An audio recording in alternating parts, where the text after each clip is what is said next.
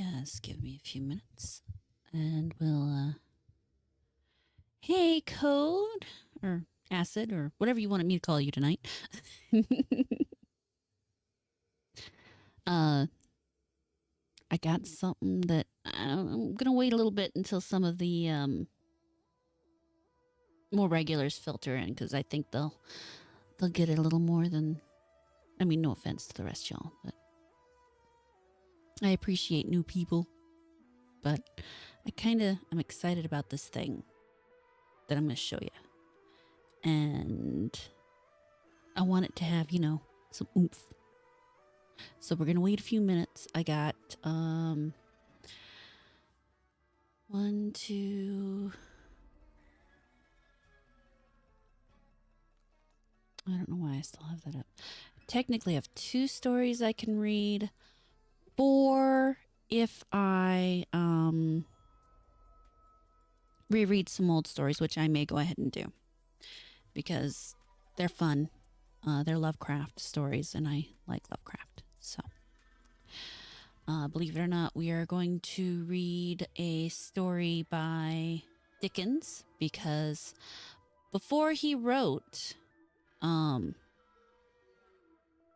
one story that I can't remember the name of all of a sudden, A Christmas Carol, he wrote some Christmas horror stories. And I found one of them, so we're going to read that. And then I found another one called Between the Lights by E.F. Benson. Benson, yes. And then I have believe it or not, a Christmas poem by Lovecraft. And like I said, then there's the 2 stories that I'll reread, The Hound and The Festival. Because they're both supposed to, at least according to research, take place around Christmas time. So, for those interested and curious, I am now at 739 hours away from being able to do memberships. So thank you so much, everybody, for watching the streams, watching the playlists. I really appreciate it. I pretty much figured at this point we're not going to make it by New Year. I was hoping maybe we could, but, it's not going to happen. That's okay. But we keep poking at it and it'll get there. And that's what matters. So, hey, Robust, how you doing? So we will get there slowly but surely. That's how it works.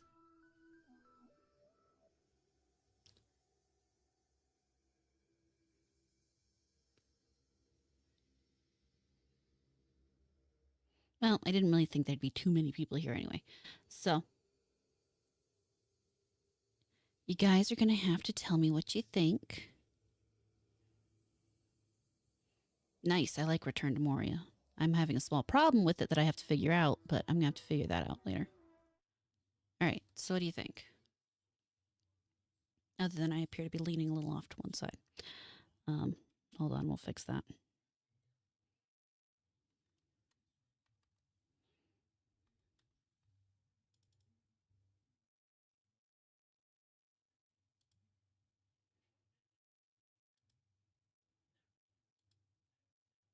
There we go.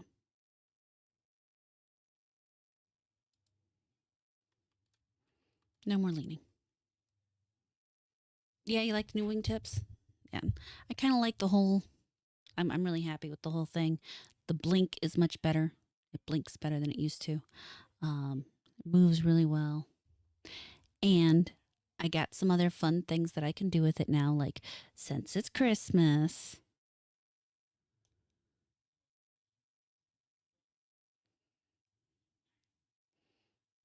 we can be all Christmassy. I need to add something really quick though because I forgot to do that, and that'll make my life better. Bum, bum, bum, bum.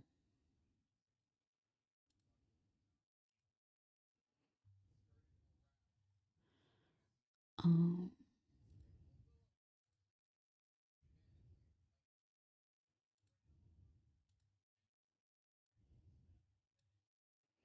Sorry, just one moment while I fix this up. Nope, not that. There we go.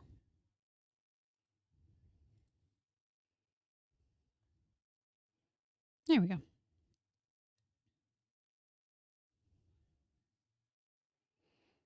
Yeah, it really does look. And then some other fun things that I can do now. I met you.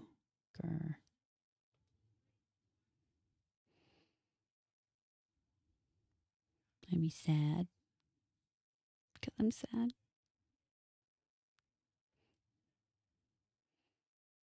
They can be surprised. I'm not good at surprise. So, anyway, that's just some of the fun stuff that we're gonna play with going forward. I'm looking forward to. So that'll be really great. I think anyway. I should. One of the things I can do is add like little things on here, like the table and stuff. And I really should go ahead and. I feel like I'm leaning.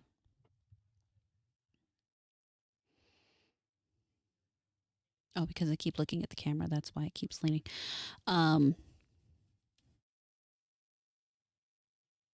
Should get a book for story time. Hey, Zero, how's it going? I got a new model. Oh, wait, for these stories, I don't actually have to move the keyboard because they're on the screen.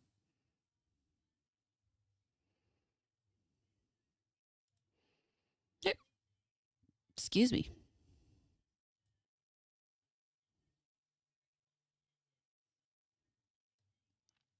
So yeah,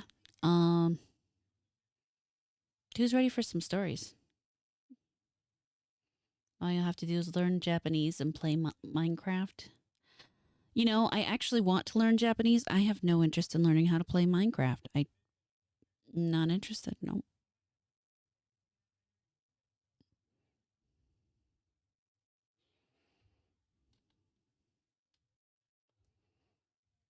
All right. I have memorized for Japanese, but I need to work on it again. My Japanese is not very good for a number of reasons. One is I don't practice it.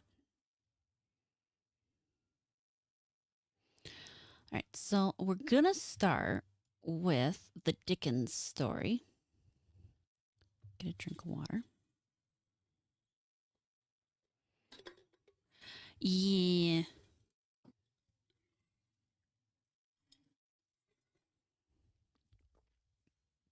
I won't lie, I like their method of alphabet better than the English version, but, you know, is what it is. So, we are going to read The Story of the Goblins Who Stole a Sexton by Charles Dickens. Well, I'm going to read it. Y'all are going to be here with me while I read it. I was going to put some music on, wasn't I? What to do about that? Where is that? Do, do, do.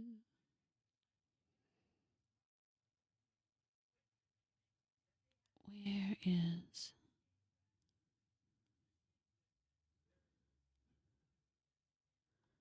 There it is.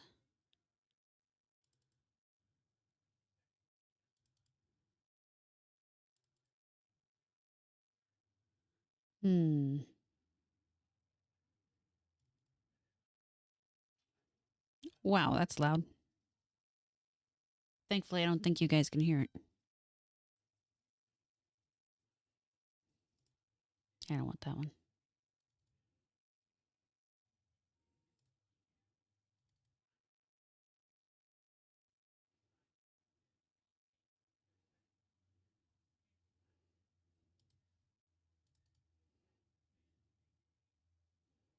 No, not that one.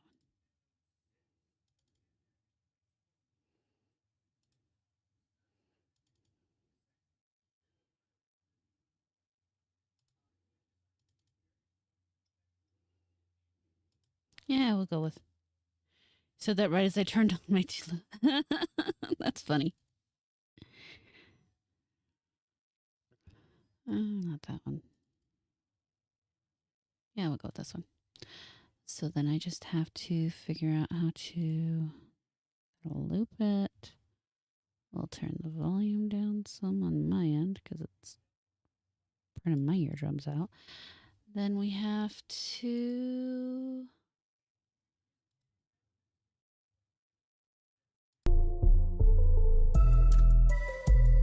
Oh, that's not what we want.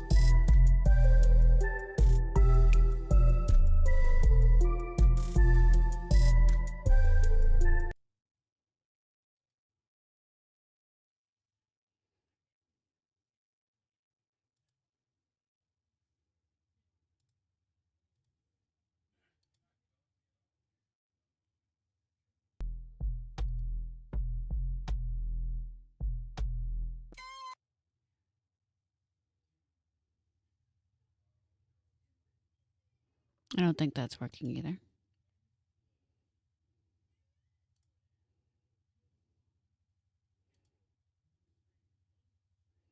I guess I can just turn on... Okay, hold on. Let me turn this down here.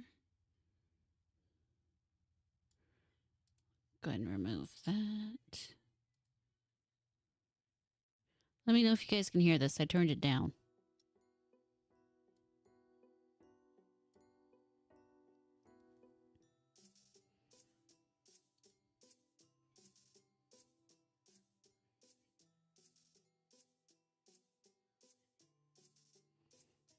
I might have turned down a little for myself again.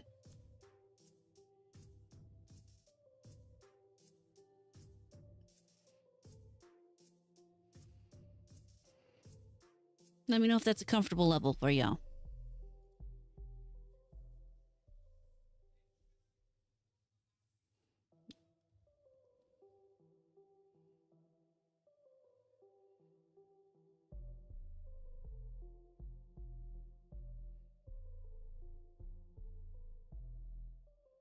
I will turn it down more probably just because I'm going to start reading and I don't want it to be over me. Oh, you can barely hear it at all? So I can turn it up more? Alright, let me know how that is.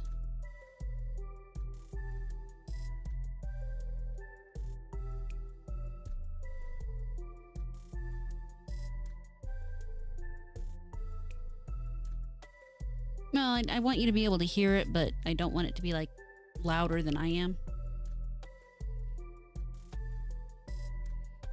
You know?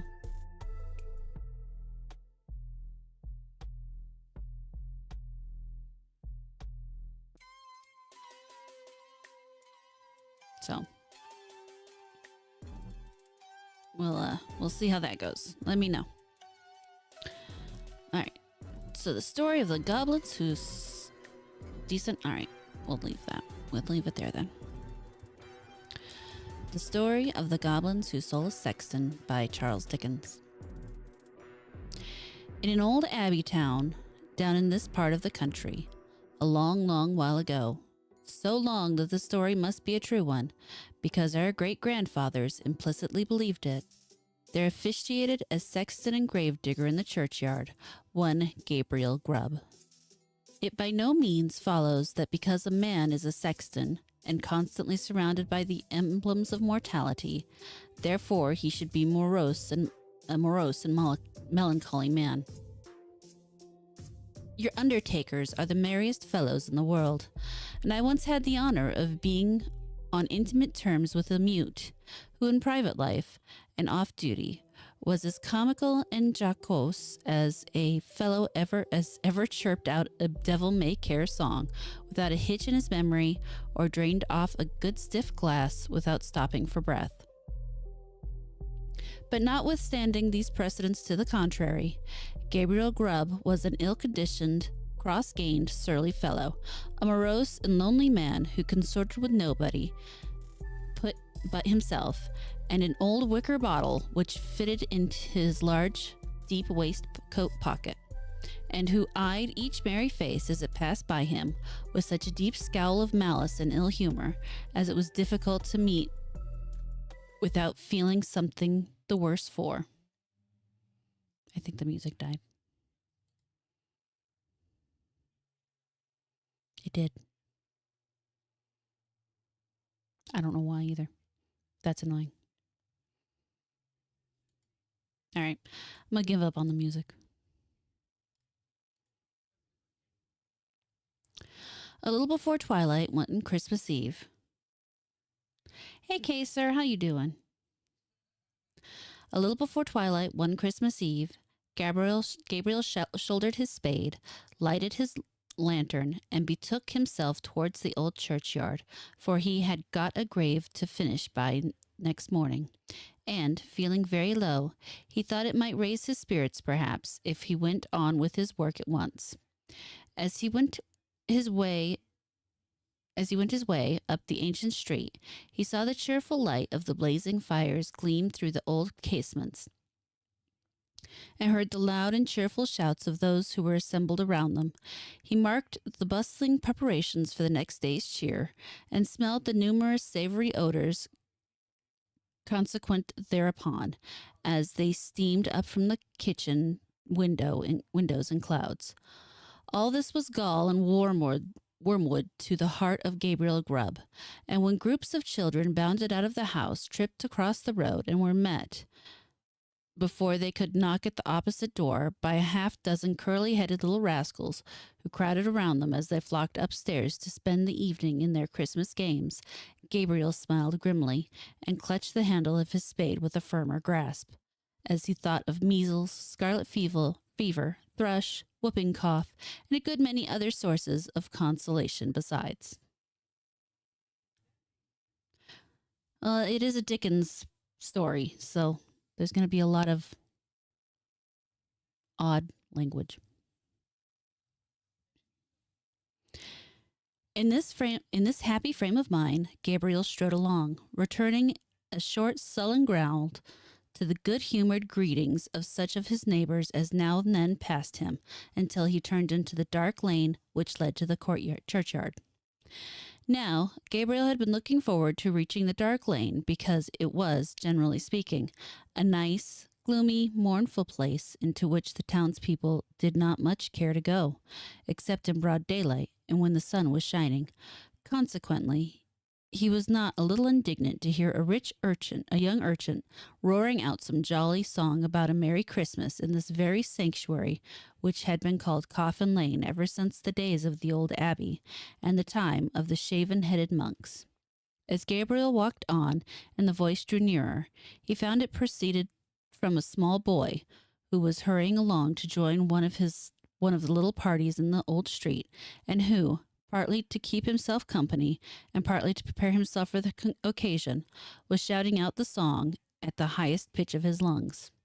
So Gabriel waited until the boy came up and dodged him into a corner and rapped him over the head with his lantern 5 or 6 times, just to teach him to modulate his voice. And as the boy hurried away with his hand to his head, singing quite a different sort of tune, Gabriel Grubb chuckled heartily to himself and entered the churchyard, locking the gate behind him.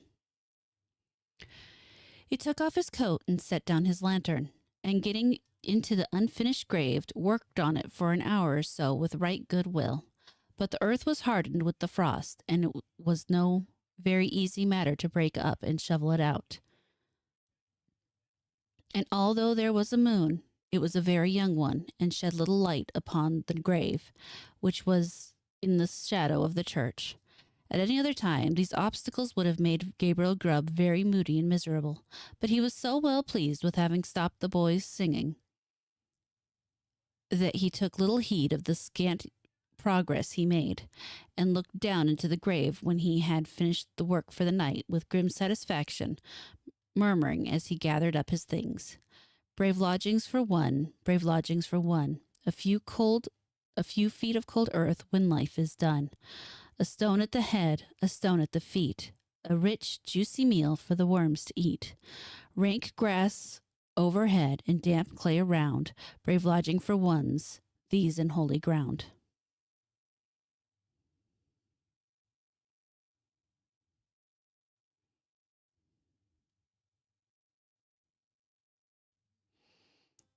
"Ho, ho," laughed Gabriel Grubb, as he sat himself down on a flat tombstone which was a favorite resting place of his, and drew forth his wickered bottle. "A coffin at Christmas, a Christmas box. Ho, ho, ho." Ho, ho, ho, repeated a voice which sounded close behind him. Gabriel paused in some alarm, in the act of raising the wicker bottle to his lips, and looked around. The bottom of the oldest grave about him was not more The bottom of the oldest grave about him was not more still and quiet than the churchyard in the pale moonlight.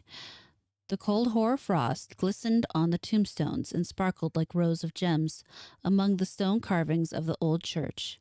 The snow lay hard and crisp upon the ground and spread over the thickly strewn mounds of earth, so white and smooth a cover that it seemed as if corpses lay there, hidden only by their winding sheets. Not the faintest rustle broke the profound tranquillity of this solemn scene. Sound itself appeared to be frozen. All was so cold and still. It was the echoes, said Gabriel Grubb, raising the bottle to his lips again. It was not, said a deep voice. Gabriel stood up and stood rooted to the spot with astonishment and terror, for his eyes rested on a form that made his blood run cold. Seated on an upright tombstone close to him was a strange, unearthly figure whom Gabriel felt at once was no being of this world. His long, fantastic legs, which might have reached the ground, were cocked up and crossed after a quaint, fantastic fashion. His sinewy arms were bare, and his hands rested on his knees. On his short, round body he wore a close covering, ornamented with small slashes, a short cloak dangling at his back. The collar was cut into curious peaks, which served the goblin in lieu of a ruff or neckerchief, and his shoes curled up at the toes into long points. On his head he wore a broad-brimmed sugar-loaf hat, garnished with a single feather. The hat was covered with the white frost, and the goblin looked as if he had sat on the same tombstone very comfortably for 200 or 300 years. He was sitting perfectly still. His tongue was put out, as if in derision, and he was grinning at Gabriel Grubb with such a grin as only a goblin could call up. It was not the echoes, said the goblin. Gabriel Grubb was paralyzed. He could make no reply. What do you do here on Christmas Eve? Said the goblin sternly. I came to dig a grave, sir, stammered Gabriel Grubb. What man wanders among graves in churchyards on a night such as this? Cried the goblin. Gabriel Grubb, screamed a wild chorus of voices that seemed to fill the churchyard. Gabriel looked around fearfully. Nothing was to be seen. What have you got in that bottle? Said the goblin. Hollands, sir, said the sexton, trembling more than ever, for he had bought it of the smugglers, and he thought that perhaps his questioner might be in the excise department of the goblins. Who drinks Hollands alone and in a churchyard on a night such as this? Said the goblin. Gabriel Grubb, great Gabriel Grubb, exclaimed the wild voices again. Wow, okay. My mouth is a little dry.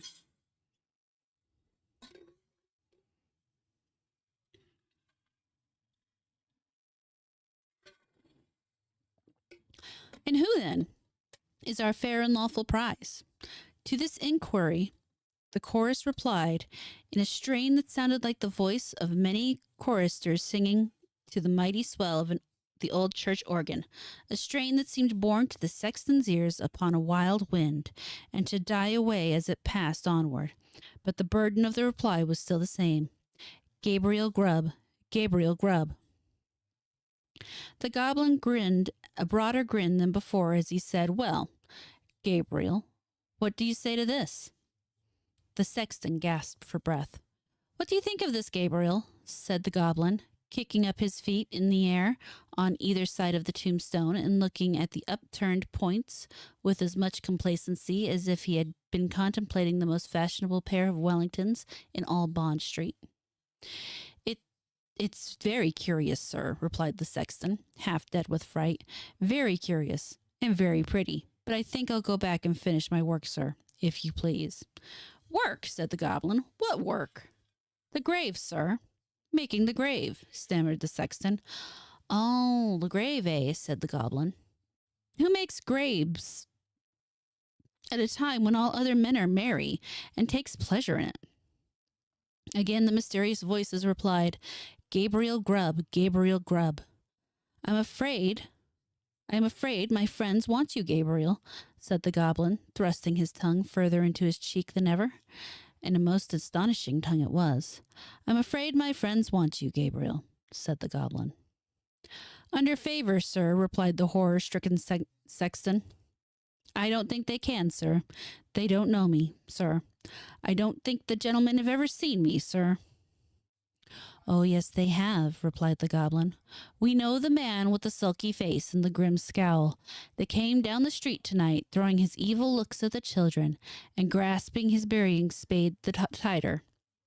We know the man who struck the boy in the envious malice of his heart because the boy could be merry and he could not. We know him. We know him. Here the goblin gave a loud, shrill laugh, and the echoes returned 24-fold.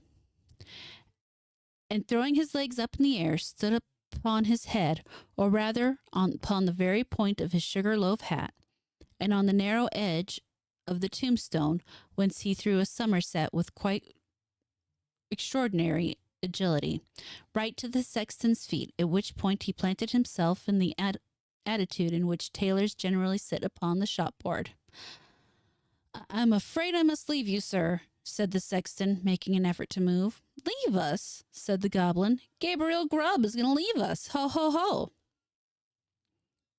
As the goblin laughed, the sexton observed for one instant a brilliant illumination within the windows of the church, as if the whole building were lighted up. It disappeared, the organ pealed forth a lively air, and a whole troop of goblins, the very counterpart of the first one, poured into the churchyard and began playing at leapfrog with the tombstones, never stopping for an instant to take a breath, but overing the highest among them, one after the other, with the most marvelous dexterity. The first goblin was a most astonishing leaper, and none of the others could come near him. Even in the extremity of his terror, the sexton could not help observing that while his friends were content to leap over the common-sized gravestones, the first one took the family vaults, iron railings and all, with as much ease as if they had been so many street posts. At last the game reached to a most exciting pitch. The organ played quicker and quicker, and the goblins leaped faster and faster, coiling themselves up, rolling head over heels upon the ground, and bounding over the tombstones like footballs. The sexton's brain whirled round with the rapidity of motion as he beheld, and his legs reeled beneath him as the sprites flew before his eyes, when the goblin king, suddenly darting towards him, laid his hand upon his collar and sank with him through the earth. When Gabriel Grubb had time to fetch his breath, with which the rapidity of his descent had for the moment taken away, he found himself in what appeared to be a large cavern, surrounded on all sides by crowds of goblins, ugly and grim. In the center of the room, on an elevated seat was stationed his friend of the churchyard, and close behind him stood Gabriel Grubb himself, without power of motion. Cold tonight, said the king of the goblin, very cold. A glass of something warm here. At his command, a half-dozen officious goblins, with a perpetual smile upon their faces, whom Gabriel Grubb managed to be courtiers on that account, hastily disappeared, and presently returned with a goblet of liquid fire, which they presented to the king. Thank you, Silver. Ah, cried the goblin, whose cheeks and throat were transparent as he tossed down the flame. This warms one indeed. Bring a bumper of the same for Mr. Grubb. It was in vain for the unfortunate sexton to protest that he was not in the habit of taking anything warm at night. One of the goblins held him while another poured the blazing liquid down his throat. The whole assembly screeched with laughter as he coughed and choked, and wiped away the tears which gushed plentifully from his eyes after swallowing the burning draught. And now, said the king, fantastically poking the taper corner of his sugar-loaf hat into the sexton's eye, and thereby occasioning him the most exquisite pain. And now, show the man of misery and gloom a few of the pictures from our own great storehouse. As the goblin said, a thick cloud which obscured the remoter end of the cavern rolled away gradually, and disclosed, apparently at great distance, a small and scantily furnished but neat and clean apartment.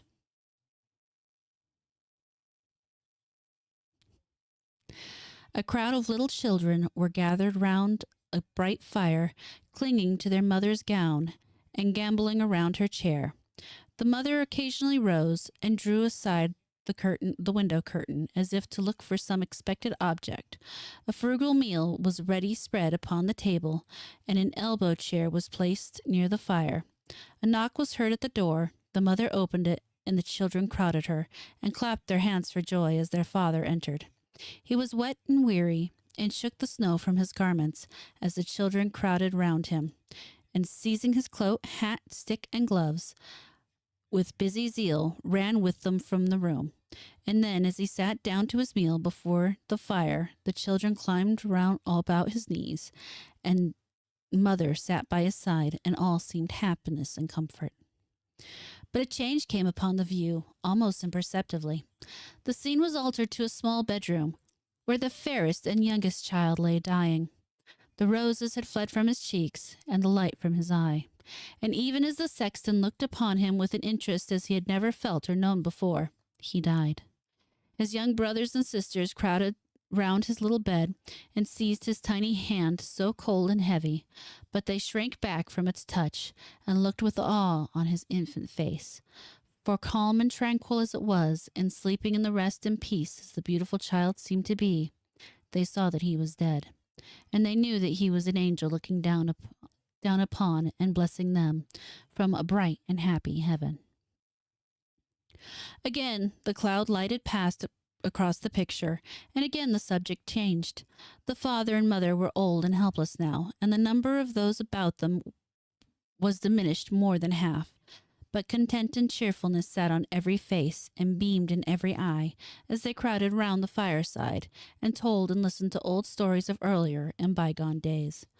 Slowly and peacefully the father sank into the grave, and soon after the sharer of all his cares and troubles followed him to a place of rest. The few who yet survived kneeled by their tomb and watered the green turf which covered it with their tears, then rose and turned away, sadly and mournfully, but not with bitter cries or despairing lamentations, for they knew that they should one day meet again. And once more they mixed with the busy world, and their content and cheerfulness were restored. The cloud settled upon the picture and concealed it from the sexton's view. "What do you think of that?" said the goblin, turning his large face towards Gabriel Grubb. Gabriel murmured out something about it being very pretty, and looked somewhat ashamed as the goblin bent his fiery eyes upon him. "You miserable man," said the goblin, in a tone of excessive contempt. "You—" He appeared disposed to add more, but indignation choked his utterance, so he lifted up one of his very pliable legs, and, flourishing it above his head a little to ensure his aim, administered a good sound kick to Gabriel Grubb, immediately after which all the goblins in waiting crowded round the wretched sexton and kicked him without mercy, according to the established and invariable custom of courtiers upon earth, who kick whom royalty kicks and hug whom royalty hugs. "Show him some more," said the king of the goblins. At these words the cloud was dispelled, and a rich and beautiful landscape was disclosed to view. There is such another to this day within half a mile of the old abbey town. The sun shone from out the clear blue sky, and the water sparkled beneath his rays, and the trees looked greener and the flowers more gay beneath its cheering influence. The water rippled on a pleasant sound, the trees rustled in the light wind that murmured among their leaves, the birds sang upon the boughs, and the lark caroled on her high welcome to the morning. Yes, it was morning, the bright, balmy morning of summer. The minutest leaf, the smallest blade of grass, was instinct with life. The ant crept forth to her daily toil. The butterfly fluttered and basked in the warm rays of the sun. Myriads of insects spread their transparent wings and reveled in their brief but happy existence. Man walked forth, elated with the scene, and all was brightness and splendor. "You, a miserable man," said the king of the goblins in a more contemptuous tone than before, and again the king of the goblins gave his leg a flourish, and again it descended upon the shoulders of the sexton, and again the attendant goblins imitated the example of their chief. Many a time the cloud went and came, and many a lesson it taught to Gabriel Grubb, who, although his shoulders smarted with pain from the frequent application of the goblin's feet thereunto, looked on with interest that nothing could diminish. He saw that men who worked hard and earned their scanty bread with lives of labor were cheerful and happy, and that to the most ignorant the sweet face of nature was a never-failing source of cheerfulness and joy. He saw those who had been delicately nurtured and tenderly brought up, cheerful under privations and superior to suffering, that would have crushed many a rougher grain, because they bore within their own bosom the materials of happiness, contentment, and peace. He saw that women, the tenderest and most fragile of all of God's creatures, were oftenest superior to sorrow, adversity, and distress.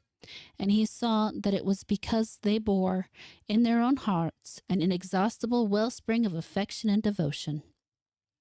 Above all, he saw that men like himself, who snarled at the mirth and the cheerfulness of others, were the foulest weeds on the fair surface of the earth, and setting all the good of the world against the evil, he came to the conclusion that it was a very decent and respectable sort of world after all. No sooner had he formed it than the cloud which had closed over the last picture seemed to settle on his senses and lull him to repose. One by one, goblins faded from his sight, and as the last one disappeared, he sank to sleep. The day had broken when Gabriel Grubb awoke, and found himself laying at full length on the flat gravestone in the churchyard, with the wicker bottle lying empty by his side, and his coat, spade, and lantern, all well whitened by the last night's frost, scattered upon the ground. The stone on which he had first seen the goblin seated stood bolt upright before him, and the grave at which he had worked the night before was not far off. At first he began to doubt the reality of his adventures, but the acute pain in his shoulders when he attempted to rise assured him that the kicking of the goblins was certainly not ideal. He was staggered again by observing no traces of footsteps in the snow on which the goblins had played leapfrog with the gravestones, but he speedily accounted for the circumstances when he remembered that, being spirits, they would leave no visible impression behind them. So Gabriel Grubb got on his feet as well as he could for the pain in his back, and brushing the frost off his coat, put it on, and turned his face towards the town. But he was an altered man, and could not bear the thought of returning to a place where his repentance would be scoffed at, and his reformation disbelieved. He hesitated for a few moments, and then turned away to wander where he might, and seek his bread elsewhere. The lantern, the spade, and the wicker bottle were found that day in the churchyard.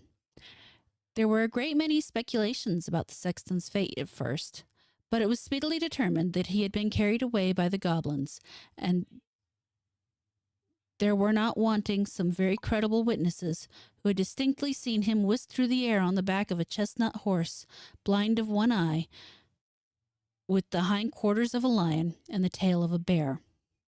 At length, all this was devoutly believed, and the new sexton used to exhibit to the curious, for a trifling emolument, a good-sized piece of the church weathercock which had been accidentally kicked off by the aforesaid horse in his aerial flight, and picked up by himself in the churchyard a year or two afterwards. Unfortunately, these stories were somewhat disturbed by the unlooked-for reappearance of Gabriel Grubb himself, some 10 years afterward, a ragged, contented, rheumatic old man. He told his story to the clergyman, and also to the mayor, And in course of time, it began to be received as a matter of history, in which form it has continued down to this very day. The believers in the weathercock tale, having misplaced their confidence once, were not easily prevailed upon to part with it again. So they looked as wise as they could, shrugged their shoulder, touched their forehead, and murmured something about Gabriel Grubb having drunk all the Hollands and then fallen asleep on the flat tombstone. And they affected to explain what he had supposed he had witnessed in the goblin's cavern by saying that he had seen the world and grown wiser. But this opinion, which was by no means a popular one at any time, gradually died off. And be the matter how it may, as Gabriel Grubb was afflicted with rheumatism to the end of his days, the story has at least one moral, if it teaches no better one. And that is, if a man turns sulky and drink by himself at Christmas time, he may make up his mind to be a bit better for it. Let the spirits be never so good, or let them be even as many degrees beyond proof as those which Gabriel Grubb saw in the Goblin Cavern. Ooh. Hey, Sam. Hey, Wade. That was an interesting story. How long is this one? What do you guys think? A pretty long story. I can read that. Lay off the gut rot absinthe. It was Hollands, not absinthe. Let's look that up real quick, because I've never heard of that.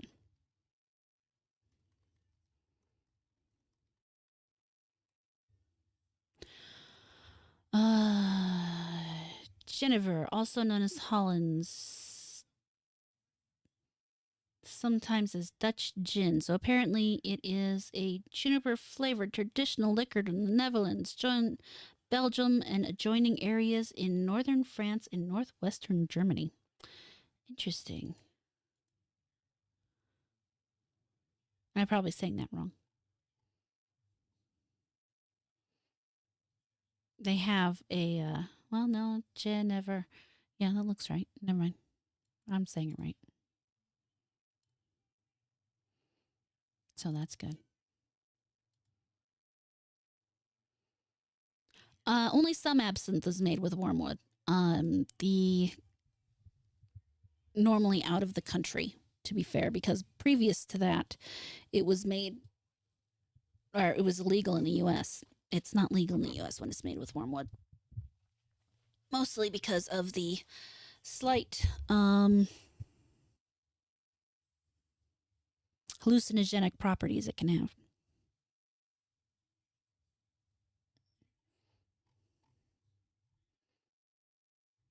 All right, so this is supposed to be a Christmas horror story.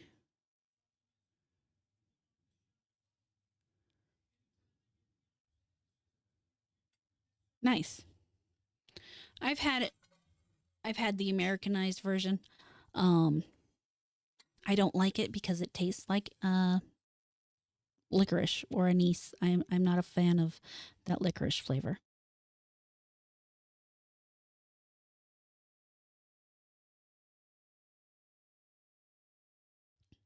So, for those of you who don't know, we are reading Christmas horror stories. And part of the reason we're doing this is one, I like horror stories. And two, it is actually an old custom for previous to uh, Christmas, people to read fearful, frightening stories.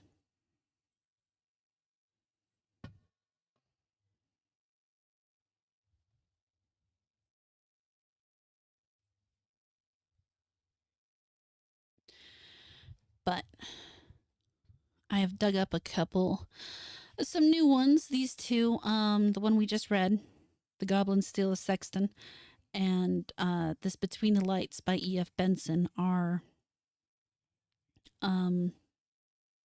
newer ones that I haven't read to you. And then I'm going to reread two of the ones I've read previously. I'm going to read a poem by H.P. Lovecraft, and then I'm going to read stories that I've read previously of his, just because they're good stories and they're considered Christmas stories. I don't really know why the one's considered. We might only read one of them because I don't remember there really being anything Christmassy about the other one. I don't remember anything about Christmas in that one. I might give it a quick scan when we reach that point. But for now, we're going to read Between the Lights by E.F. Benson.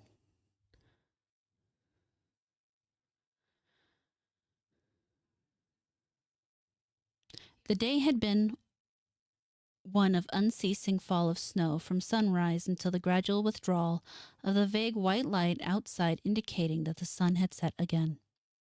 But as usual at this hospitable and delightful house of Everard Chandler, where I often spent Christmas and was spending it now, there had been no lack of entertainment, and the hours had passed with a rapidity that had surprised us. A short billiard tournament had filled up the time between breakfast and lunch, with badminton and the morning papers for those who were temporarily not engaged, while afterwards the interval till tea time had been occupied by the majority of the party in a huge game of hide and seek all over the house, barring the billiard room, which was a sanctuary for any who desired peace. But few had done that. The enchantment of Christmas, I suppose, had, like some spell, made children of us again, and it was with palsied terror and trembling misgivings that we had tiptoed up and down the dim passages, from any corner of which some wild screaming form might dart out on us. Then, wearied with exercise and emotion, we had assembled again for tea in the hall, a room of shadows and panels on which the light from the wide open fireplace, where there burned a divine mixture of peat and logs, flickered and grew bright again on the walls. Then, as was proper, ghost stories for the narration of which the electric light was put out, so that the listeners might conjecture anything they pleased to be lurking in the corners, succeeded, and we vied with each other in blood, bones, skeletons, armors, and shrieks. I had just given my contribution and was reflecting with some complacency that probably the worst was now known, when Everard, who had not yet administered to the horror of his guests, spoke. He was sitting opposite me in the full blaze of the fire, looking, after the illness he had gone through during the autumn, still rather pale and delicate. At the same time, he had been among the boldest and best in the exploration of dark places that afternoon, and the look on his face now rather startled me. "No, I don't mind that sort of thing," he said. "The paraphernalia of ghosts has become somehow rather hackneyed, and when I hear of screams and skeletons, I feel I am on familiar ground, and can at least hide my head under the bedclothes." "Ah, but the bedclothes were twitched away by my skeleton," I said in self-defense. "I know, but I don't even mind that. Why, there are 7, 8 skeletons in this room now, covered with blood and skin and other horrors. No, the nightmare of one's childhood were the really frightening things, because they were vague. There was the true atmosphere of horror about them, because one did not know what one feared. Now, if one could recapture that..."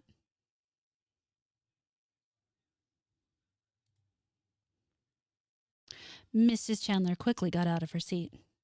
"Oh, Everard, surely you don't wish to recapture it again. I should have thought once was enough."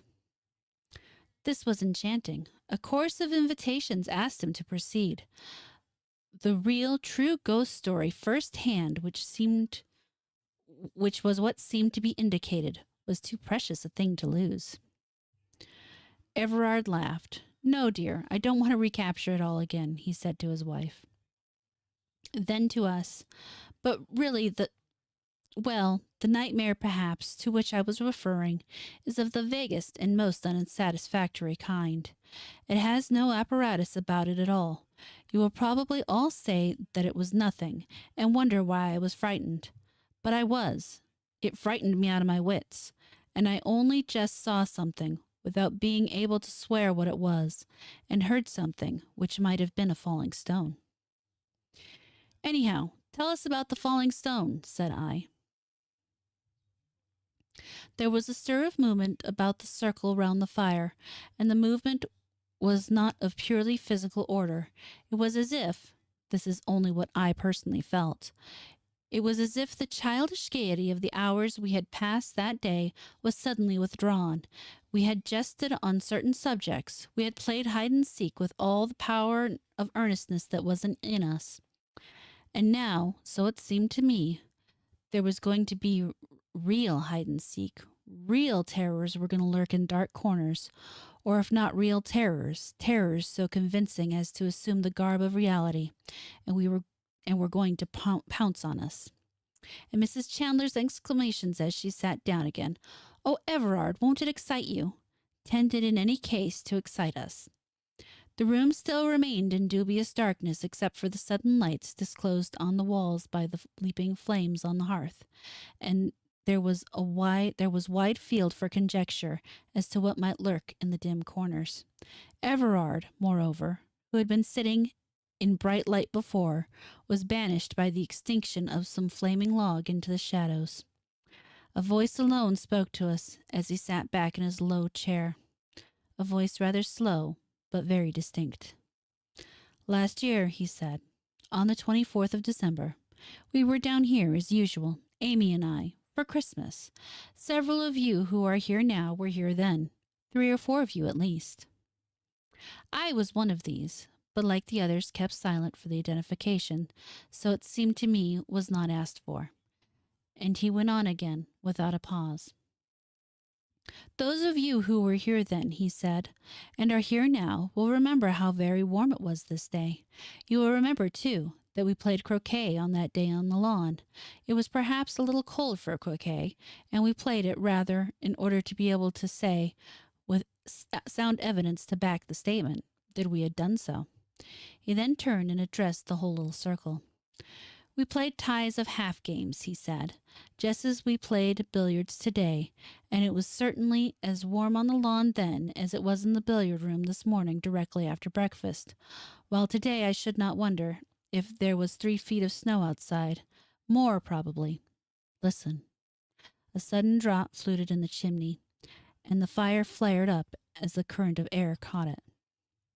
The wind also drove the snow against the windows, and as he said, "Listen," we heard a soft scurry of the snow of the falling flakes against the panes, like the soft tread of many little people who stepped lightly, but with the persistence of multitudes who were flocking to some rendezvous. Hundreds of little feet seemed to be gathering outside. Only the glass kept them out. And of the 8 skeletons present, 4 or 5, anyhow, turned and looked at the windows. These were small panes with leaden bars. On the leaden bars little heaps of snow had accumulated, but there was nothing else to be seen. "Yes, last Christmas Eve was very warm and sunny," went on Everard. "We had had no frost that autumn, and oh my God, Timarius dahlia was still in flower. I have always thought that it must have been mad." He paused a moment. "And I wonder if I were not mad too," he added. No one interrupted him. There was something arresting, I must suppose, in what he was saying. It chimed in, anyhow, with the hide and seek, with the suggestions of the lonely snow. Miss Chandler had sat down again, but I heard her stir in her chair. But never was there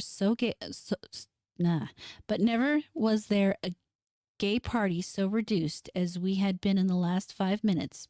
Instead of laughing at ourselves for playing silly games, we were all taking a serious game seriously. "Anyhow, I was sitting out," he said to me, "while you and my wife played your half game of croquet, and then it struck me that it was not so warm as I had supposed, because quite suddenly I shivered, and shivering I looked up, but I did not see you and her playing croquet at all. I saw something which had no relation to you and her. At least, I hope not. Hey, Dave. Now the angler lands his fish, the stalker kills his stag, and the speaker holds his audience.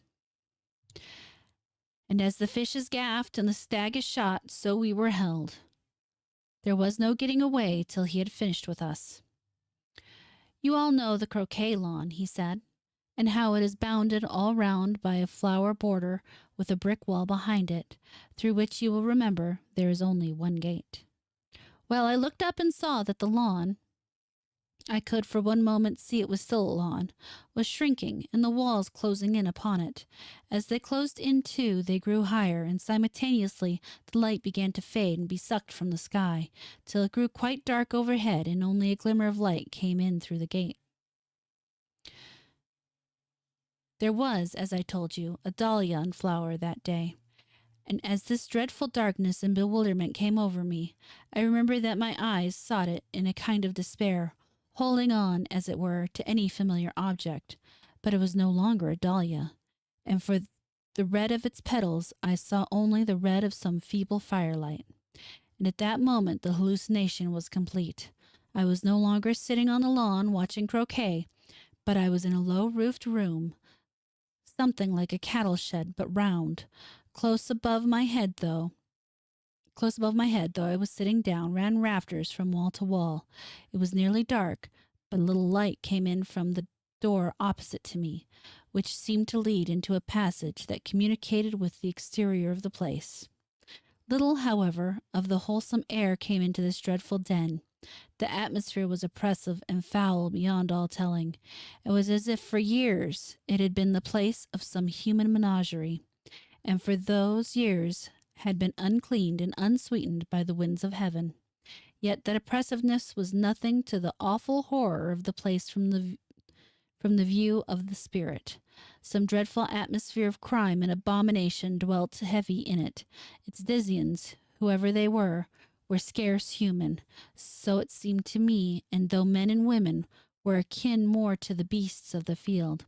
And in addition, there was present to me some sense of weight of years. I had been taken and thrust down into some epoch of dim antiquity. He paused a moment, and the fire on the hearth leaped up for a second and then died down again.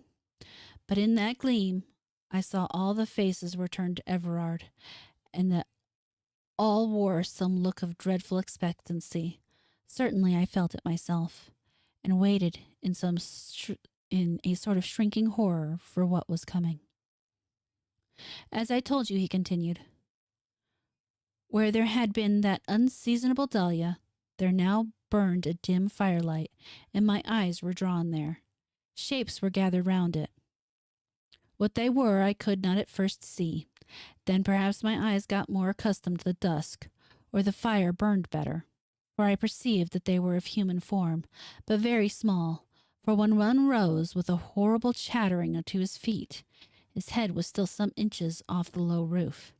He was dressed in a sort of shirt that came to his knees, but his arms were bare and covered with hair. Then the gesticulation and chattering increased, and I knew that they were talking about me, for they kept pointing in my direction. At that my horror suddenly deepened, for I became aware that I was powerless and could not move hand or foot. A helpless nightmare impotence had possession of me. I could not lift a finger or turn my head, and in the paralysis of that fear I tried to scream, but I could not a sound utter. Thanks, Drag.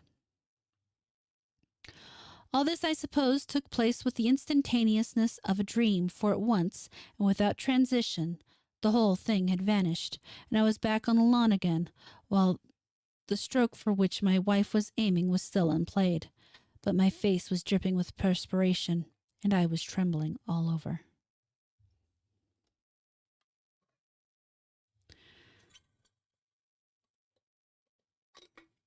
Need a drink.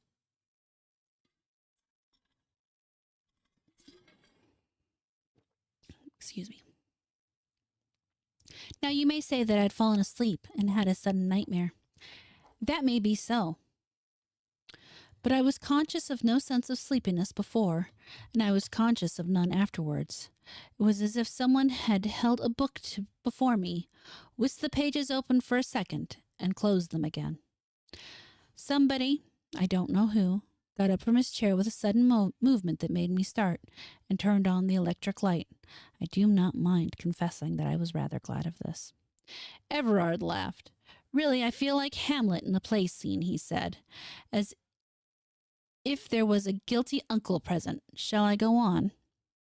I don't think anyone replied, and he went on. Well, let us say for the moment that it was not a dream exactly, but a hallucination. Whichever it was, in any case, it haunted me for months, I think. It was never quite out of my mind, but lingered somewhere in the dusk of consciousness, sometimes sleeping quietly, so to speak, but sometimes stirring in its sleep.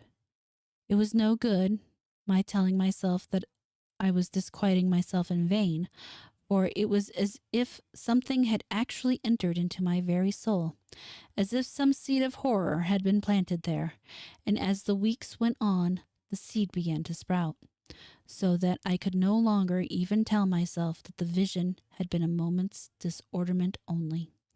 I can't say that it actually affected my health. I did not, as far as I know, sleep or eat insufficiently, but morning after morning I used to wake, not gradually and through pleasant dozings into full consciousness, but with absolute suddenness, and find myself plunged into an abyss of despair. Often, too, eating or drinking, I used to pause and wonder if it was worthwhile. Eventually, I told 2 people about my trouble, hoping that perhaps the mere communication would help matters, hoping also, but distantly, that though I could not believe at present that digestion or obscurities of the nervous systems were at fault, a doctor might, by some simple dose, might convince me of it. A doctor by some simple dose might convince me of it. Sorry, I screwed that up. In other words, I told my wife, who laughed at me, and my doctor, who also laughed, and assured me that my health was quite unnecessarily robust. At the same time, he suggested that change of air and scene does wonders for the delusions that exists merely in imagination. He also told me, in answer to a direct question, that he would stake his reputation on the certainty that I was not going mad.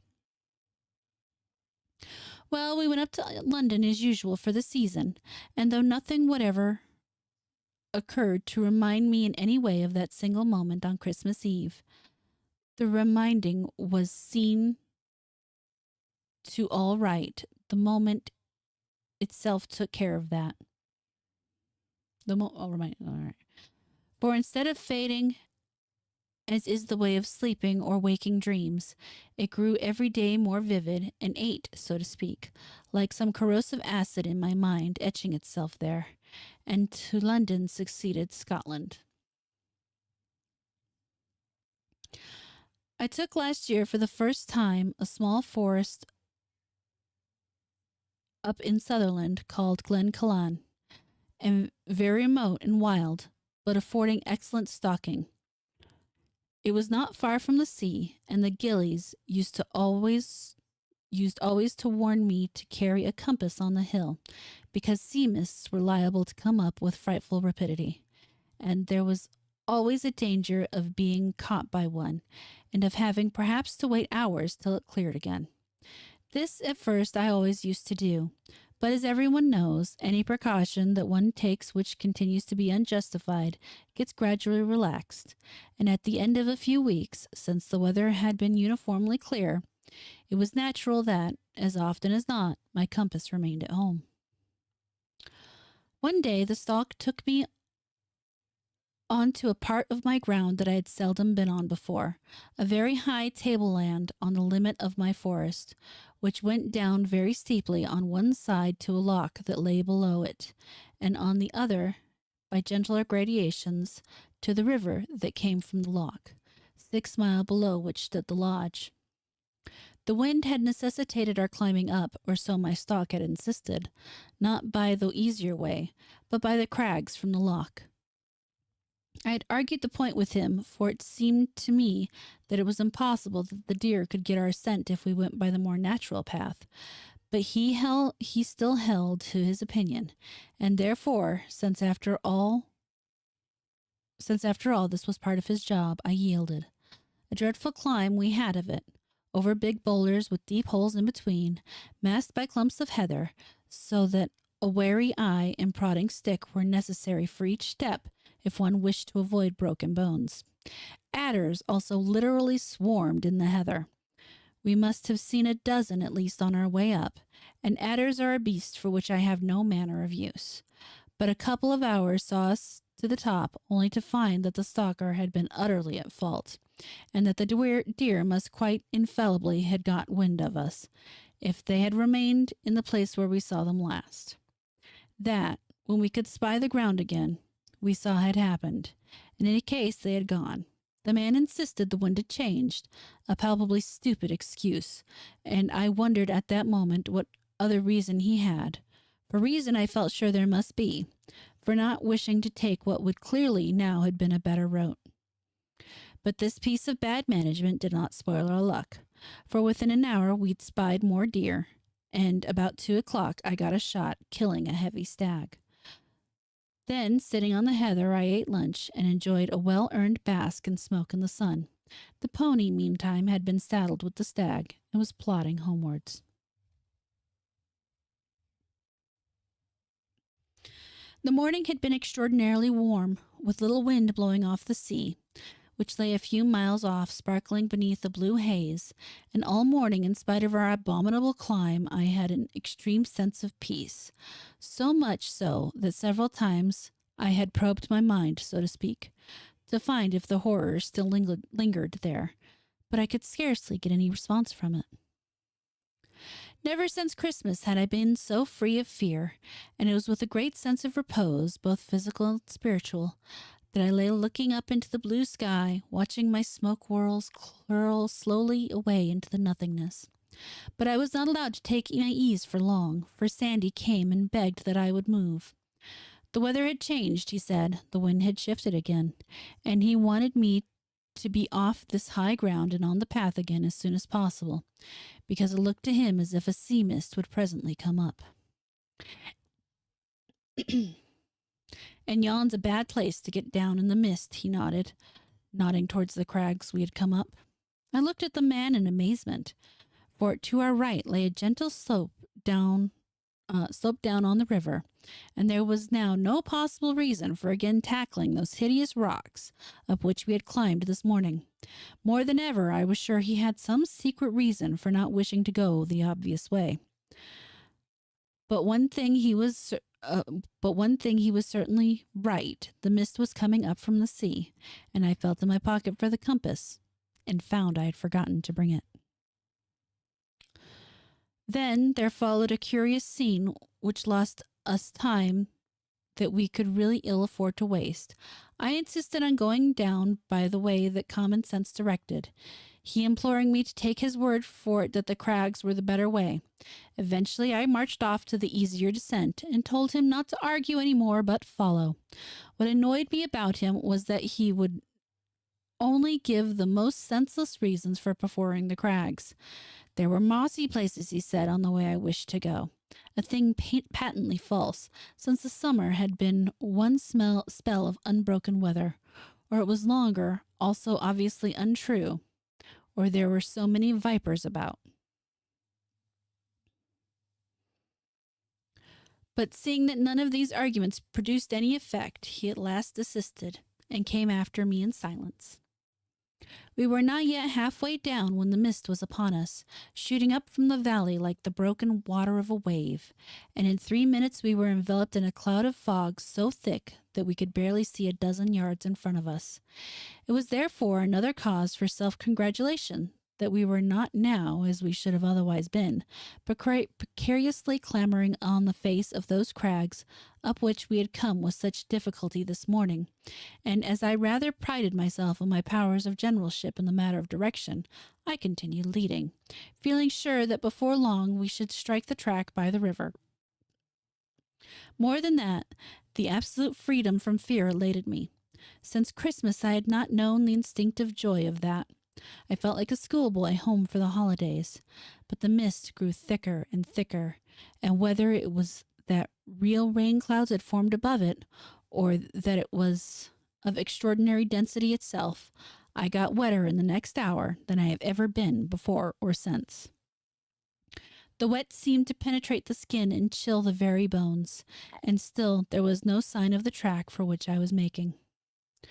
Beside me, muttering to himself, followed the stalker, but his arguments and protestations were dumb, and seemed as if he had close is and it seemed as if he kept close to me, as if afraid. Now there are many unpleasant companions in this world. I would not, for instance, care to be on the hill with a drunkard or a maniac, but worse than either, I think, is a frightened man, because his trouble is infectious, and insensibly I began to be afraid of being frightened too. From that it is but a short step to fear. Other perplexities to beset us. At one time we seemed to be walking on flat ground, and at another I felt sure we were climbing again, whereas all the time we ought to have been descending, unless we had missed the way very badly indeed. Also, for the month was October, it was beginning to get dark, and it was with a sense of relief that I remembered that the full moon would rise soon after sunset.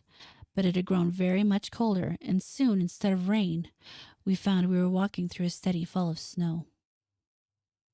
Things were pretty bad, but then for the moment they seemed to mend, for, far away to the left, I suddenly heard the brawling of the river.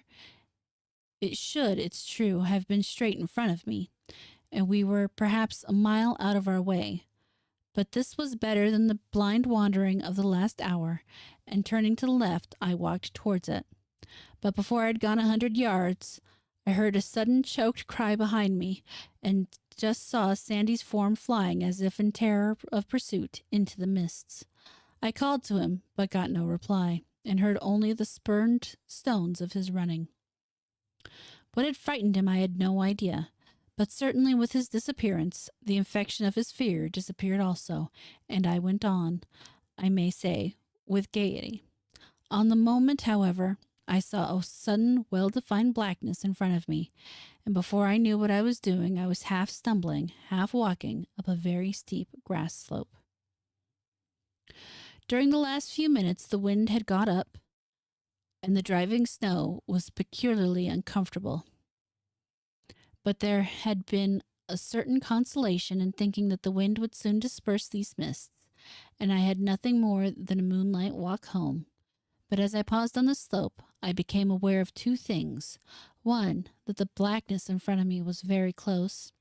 The other, that, whatever it was, it sheltered me from the snow. So I climbed on a dozen yards into its friendly shelter, for it seemed to me to be friendly.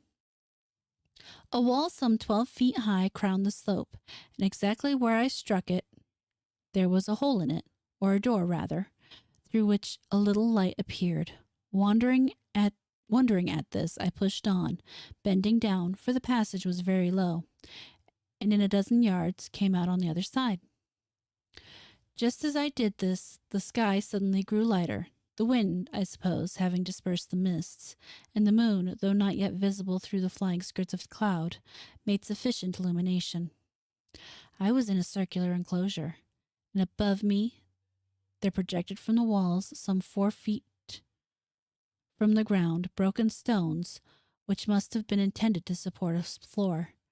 Then, simultaneously, two things occurred. The whole of my 9 months' terror came back to me, for I saw the vision in the garden was fulfilled, and at that same moment I saw stealing towards me a little figure of a man, but only about 3'6" in height. That my eyes told me, my ears told me that he stumbled on a stone, my nostrils told me that the air I breathed was of an overpowering foulness, and my soul told me that it was sick unto death. I tried to scream, but I could not. I know I tried to move and could not, and it crept closer. Then I suppose the terror which held me spellbound so spurred me that I must move, for next moment I heard a cry break from my lips and was stumbling through the passage. I made one leap of it down the grass slope, and ran as I hoped to never have to run again. What direction I took I did not pause to consider, so long as I put distance between me and that place. Luck, however, favored me, and before long I struck the track by the river, and an hour afterwards reached the lodge. Next day I developed a chill. As you know, pneumonia laid me on my back for 6 weeks. Well, that is my story, and there are many explanations. You may say that I fell asleep on the lawn and was reminded of that by finding myself under discouraging circumstances in an old Pict castle where a sheep or a goat that, like myself, had taken shelter from the storm was moving about. Yes, there are hundreds of ways in which you may explain it, but the coincidence was an odd one, and those who believe in second sight might find an instance of it, an instance of their hobby in it. Is that all I asked? Yes, it was nearly too much for me. I think the dressing bell has sounded. The end. Because there really is no other end. I mean, kind of cuts off suddenly there. Still, that's an interesting little story. Oh, chapter 3 is in progress. Awesome, Dave. I can't wait to read it. But yeah, that was a very interesting little story.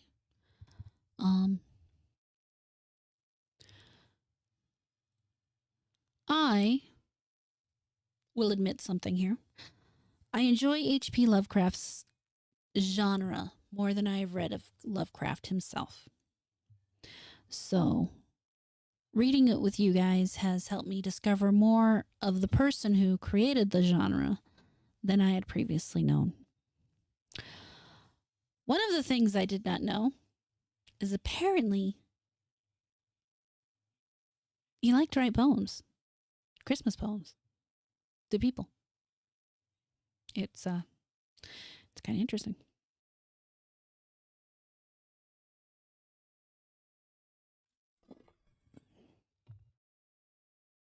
Damn it. I did that backwards. Guys, I had to listen to my water bottle. Yes, Alex, I hear you. So, yeah, I hear you. This cat's an ass.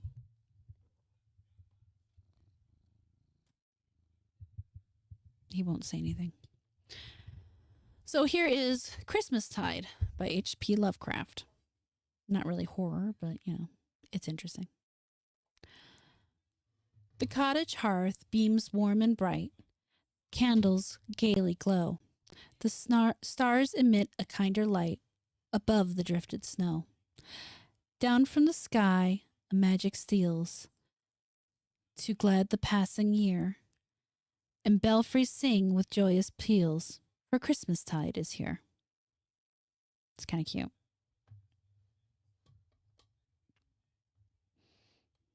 Very basic, but kind of cute.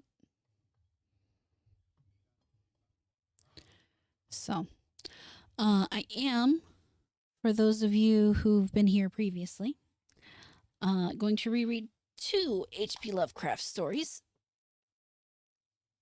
as I move my keyboard out of the way because I got to get my book. Hey, come here, book. Excuse me. The first one will be The Hound, though I really don't. I'm going to take a quick look at it because I really don't remember anything Christmas about The Hound.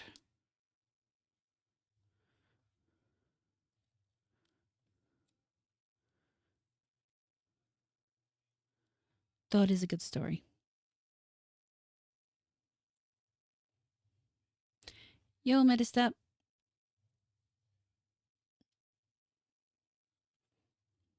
I may just read it because it's a good story. No, that's Azathoth.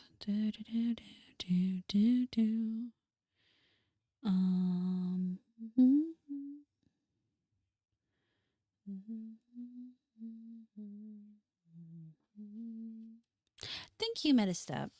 I'm really actually very happy with it. It's working out quite well so far.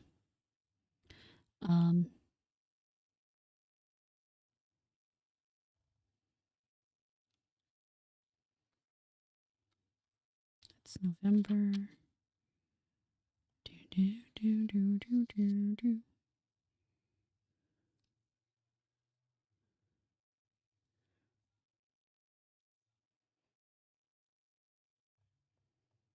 Just another moment.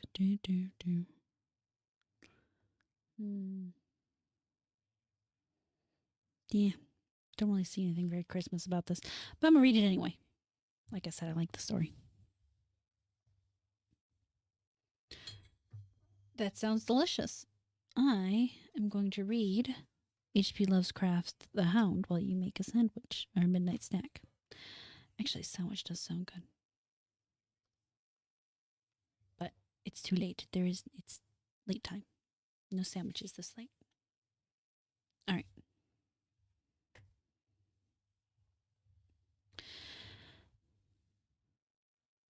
Come here. La la la. Cheeseburger. M. Wonder how much that would cost me. Check that out later. All right. So the Hound. In my tortuous ears, there sounds unceasingly a nightmare whirring and flapping, and a faint, distant baying, as oh my god, a faint, distant baying as of some gigantic hound. It is not dream. It is not, I fear, even madness. For too much has already happened to me to give me these merciful doubts. St. John is a mangled corpse, and I alone know why. And such is my knowledge that I am about to blow my brains out, for I fear I shall be mangled in the same way. Down and unlit, illimitable corridors of eldritch fantasy sweeps the black, shapeless nemesis that drives me to self-annihilation.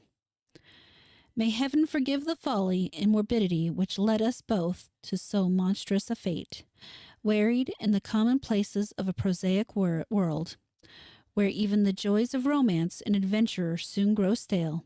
St. John and I had followed enthusiastically every aesthetic and intellectual movement which promised respite from our devastating ennui.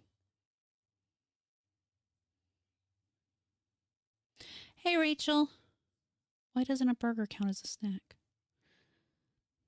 The enigmas of symbolists and ecstasies of the pre-Raphaelites were ours in their time, but each new mood was drained too soon of its diverting novelty and appeal. Only the somber philosophy of the decadence could hold us, and this we found potent only by increasing gradually the depth and the ballism of our penetrations. Baudelaire and Humans were soon exhausted of thrills, till finally there remained for us only the more delect stimuli of unnatural personal experiences and adventures. It was this frightful emotional need which led us eventually to that detestable course which even in my present fear I mention with shame and timidity, that hideous extremity of human outrage, the abhorrent practice of grave robbing. I cannot reveal the details of our shocking expeditions, or catalogue even partly the worst of the trophies adorning the nameless museum we prepared in the great stone house where we jointly dwelt, alone and servantless. Our museum was a blasphemous, unthinkable place where the satanic tastes of neurotic virtuosi had assembled in universe of terror and decay to excite our jaded sensibilities.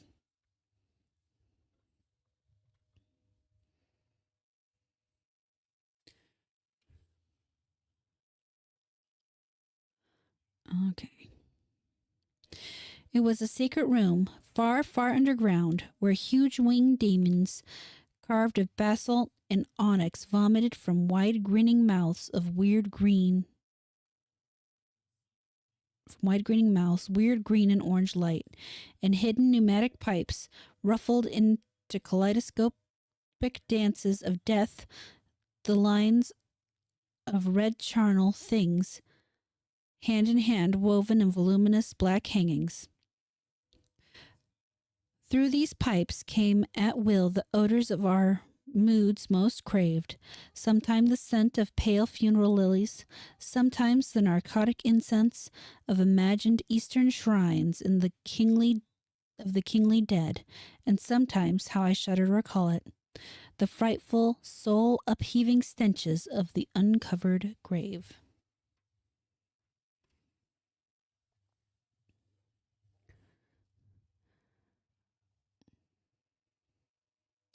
Around the walls of this repellent chamber were cases of antique mummies, alternating with comely lifelike bodies perfectly stuffed and cured by the taxidermist's art,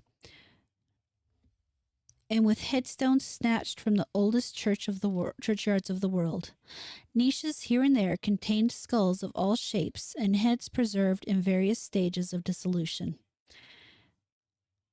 There might one find the rotting, bald pates of famous noblemen and the fresh, radiant golden heads of newly buried children. Statues and paintings there were, all of fiendish subjects and executed by St. John and myself. A locked portfolio, bound in tanned human skin, held certain unknown and unnameable drawings, which was rumored Goya had perpetuated but dared not acknowledge. There were nauseous musical instruments, stringed, brass, and woodwind, on which St. John and I sometimes produced dissonance of exquisite morbidity and cacodemical ghastliness, whilst in a multitude of inlaid ebony cabinets reposed the most incredible and unimaginable variety of tomb loot ever assembled by human madness and perversity. It is of this loot in particular that I must not speak. Thank God I had the courage to destroy it long before I thought of destroying myself. The predatory excursions on which we collected our unmentionable treasures were always artistically memorable events. We were no vulgar ghouls, but worked only under certain conditions of mood, landscape, environment, weather, season, and moonlight. These pastimes were to us the most exquisite form of aesthetic expression, and we gave the details a fastidious technical care. An inappropriate hour, a jarring lighting effect, or a clumsy manipulation of the damp sod would almost totally destroy for us the ecstatic titillation which followed the exhumation of some ominous, grinning secret of the earth. Our quest for novel scenes and piquant conditions conditions was feverish and insatiate. St. John was always the leader, and he it was who led the way at last to that accursed spot which brought us our hideous and inevitable doom.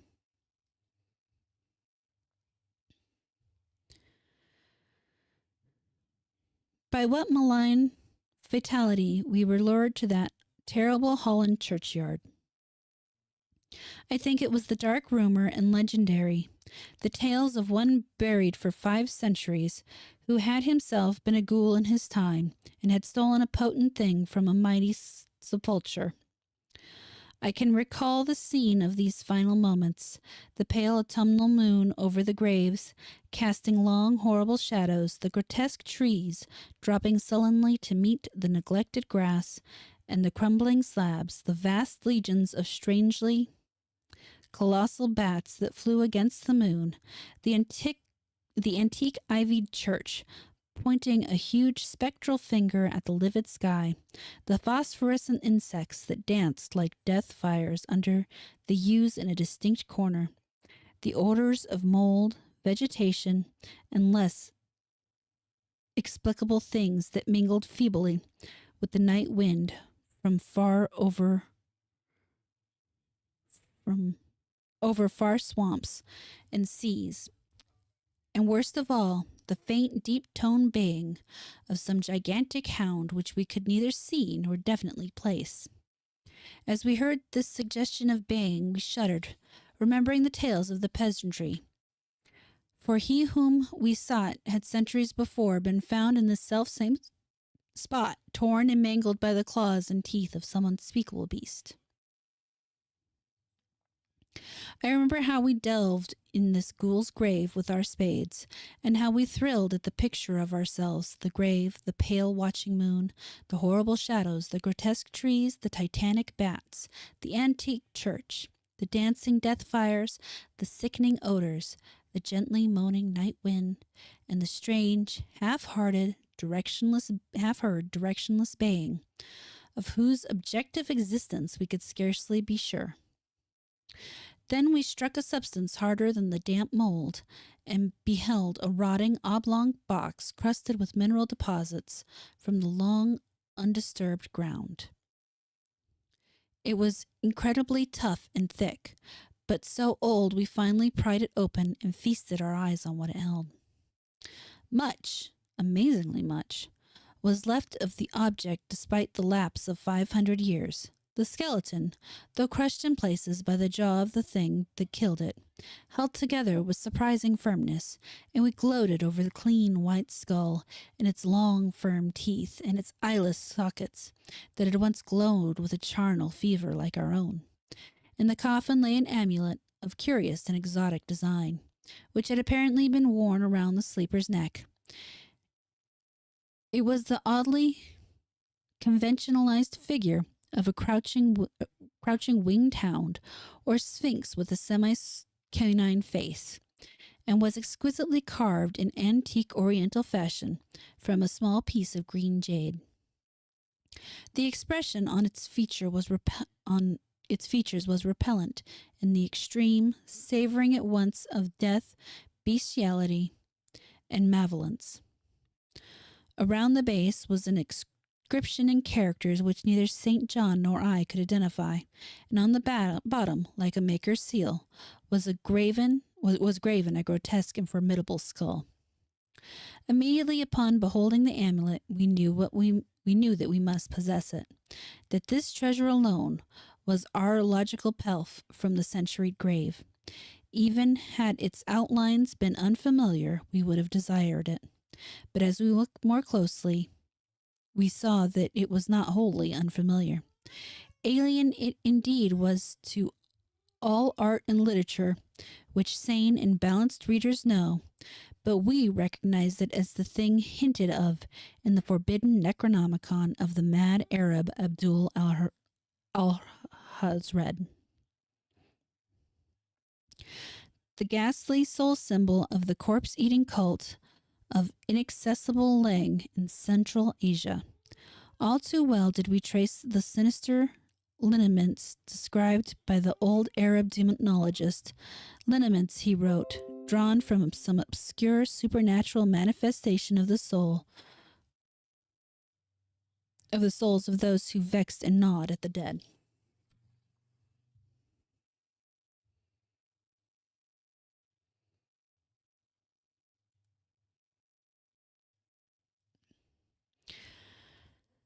Seeing the green jade object, we gave a last glance at the bleached and cavern-eyed face of its owner, and closed up the grave as we found it.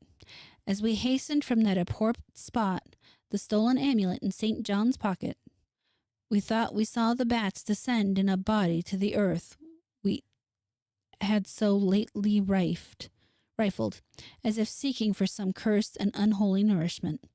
But the autumn moons shone weak and pale, and we could not be sure. So, too, we sailed the next day away from Holland to our home. We thought we heard the faint, distant baying of some gigantic hound in the background, but the autumn wind moaned sad and wan, and we could not be sure. Less than a week after our return to England, strange things began to happen. We lived as recluses, devoid of friends, alone, and without servants, in a few rooms of an ancient manor house on a bleak and unfrequented moor, so that our doors were seldom disturbed by the knock of the visitor. Now, however, we were troubled by what seemed to be frequent fumblings in the night, not only around the doors, but around the windows also, upper as well as lower. Once we fancied that a large, opaque body darkened the library window when the moon was shining against it, and another time we thought we heard a whirring or flapping sound not far off. On each occasion, investigation revealed nothing, and we began to ascribe the occurrence to imagination alone. That same curiosity disturbed imagination, which still prolonged in our ears the faint, far baying we thought we had heard in the Holland churchyard. The jade amulet now reposed in a niche in our new museum, and sometimes we burned strangely scented candles before it. We read much in Hazred's Necronomicon about its properties, and about the relation of ghouls' souls to the objects it symbolized, and were disturbed by what we read. Then terror came. On the night of September 24th, 19 blank, I heard a knock at my chamber door. Fancying it St. John's, I bade the knocker enter, but was answered only by a shrill laugh. There was no one in the corridor. When I aroused St. John from his sleep, he professed entire ignorance of the event and became as worried as I. It was that night that the faint, distant baying over the moor became to us a certain and dreaded reality.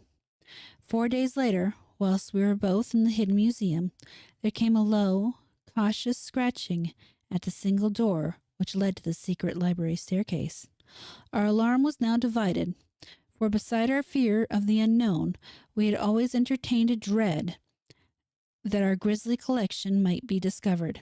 Extinguishing all lights, we proceeded to the door and threw it suddenly open, whereupon we felt an unaccountable rush of air and heard, as if receding far away, a queer combination of rustling, tittering, and articulate chatter. Whether we were mad or dreaming or in our senses, we did not try to determine. We only realized, with the blackest of apprehension, that the apparently disembodied chatter was beyond a doubt in the Dutch language.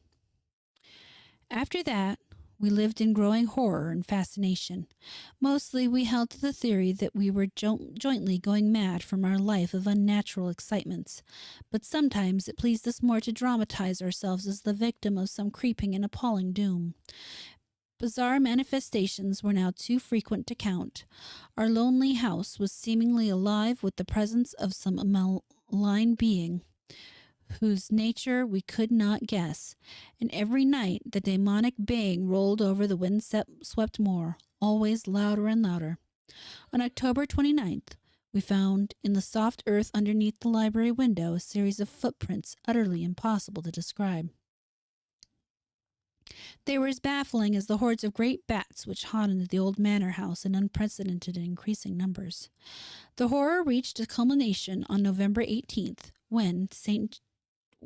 John, walking home after dark from the distant railway station, was seized by some frightful carnivorous thing and torn to ribbons. His screams had reached the house, and I had hastened to the terrible scene in time to hear a whir of wings and see a vaguely black, cloudy thing silhouetted against the rising moon. My friend was dying when I spoke to him, and he could not answer coherently. All he could do was whisper the amulet. That damned thing. Then he collapsed, an inert mass of mangled flesh. I buried him the next midnight in one of our neglected gardens, and mumbled over his body one of the devilish rituals he had loved in life. As I pronounced the last demonic sentence, I heard afar on the moor the faint baying of some gigantic hound. The moon was up, but I dared not look at it, and when I saw on the dim-lit moor a wide, nebulous shadow sweeping from mound to mound, I shut my eyes and threw myself face down on the ground. When I arose trembling, I know not how much later, I staggered into the house and made shopping obeisances before the enshrined amulet of green jade. Being now afraid to live alone in this in the ancient house on the moor, I departed the following day for London, taking with me the amulet after destroying by fire and burial the rest of the impious collection in the museum. But after 3 nights I heard the baying again, and before a week was over, felt strange eyes upon me whenever it was dark. One evening I strolled on Victoria Embankment for some needed air. I saw a black shape obscure one of the reflections of the lamps in the water. A wind stronger than the night wind rushed by, and I knew what had befallen St. John must soon befall me.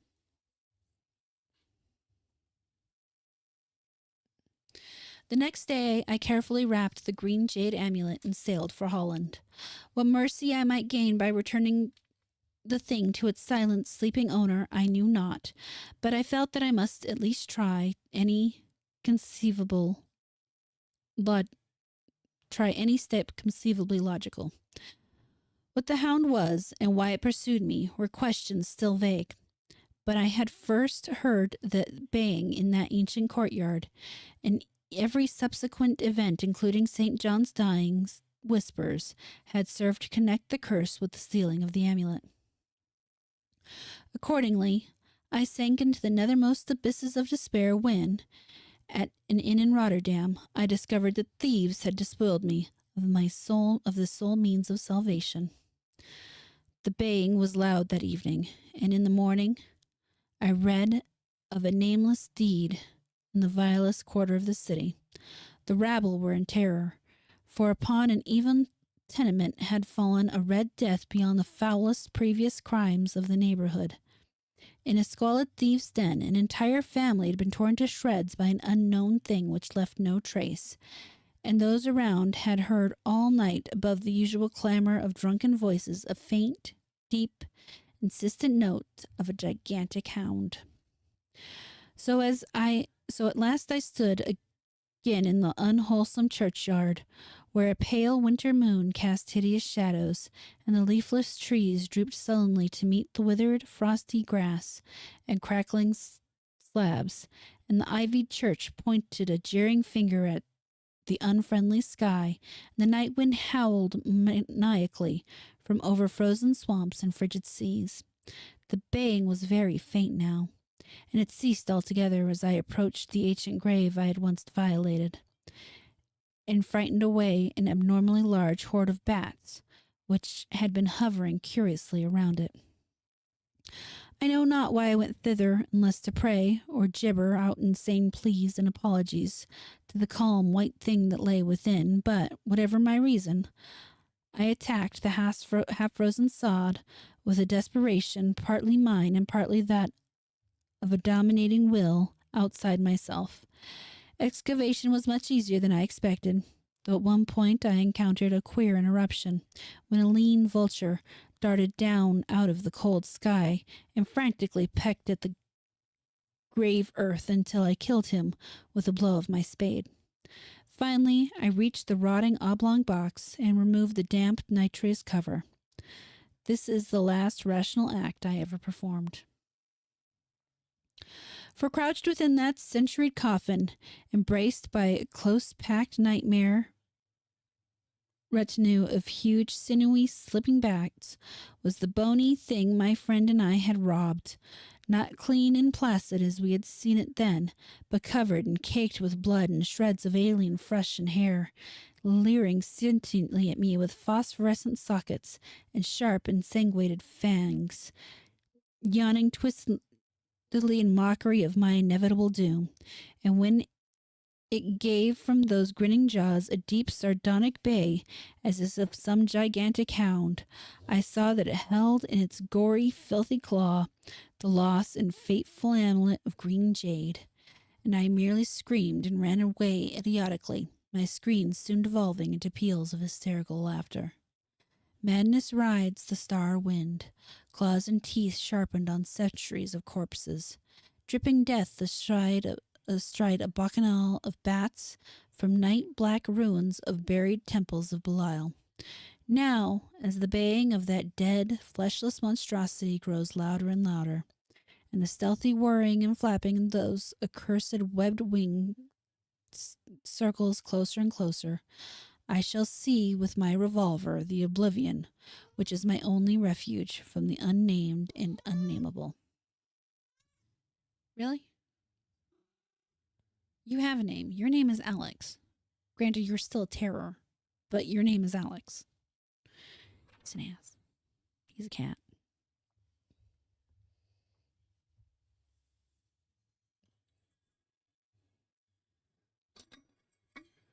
You never realized how thirsty this makes you until you do it.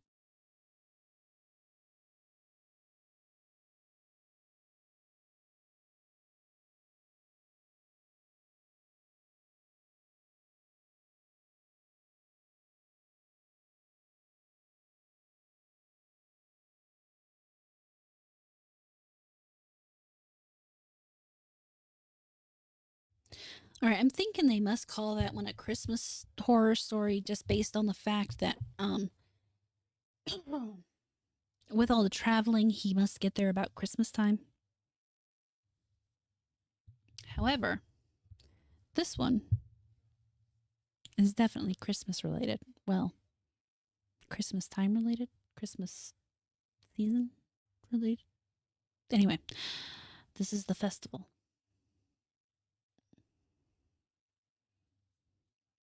Which we've read before, but I really enjoyed it the first time. So we'll go ahead and read it again, you know? Come on. There's the pages. Excuse me. I was far from home, and the spell of the eastern sea was upon me. In the twilight, I heard it pounding on the rocks, and I knew it lay just over the hill where the twisting willows writhed against the clearing sky and the first stars of evening.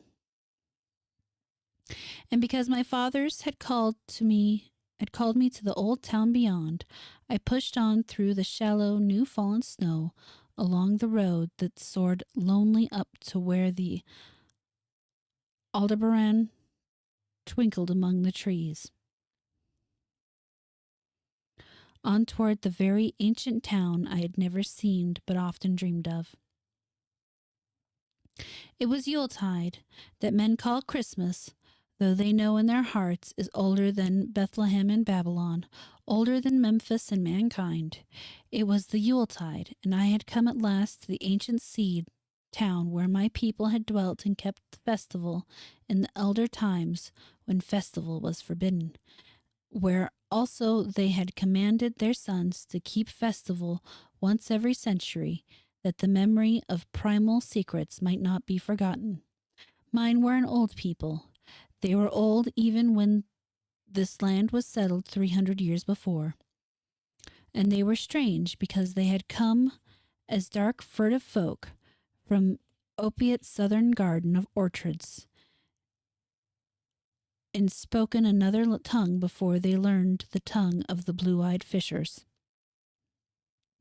And now they were scattered and shared only the rituals of mysteries that none living could understand.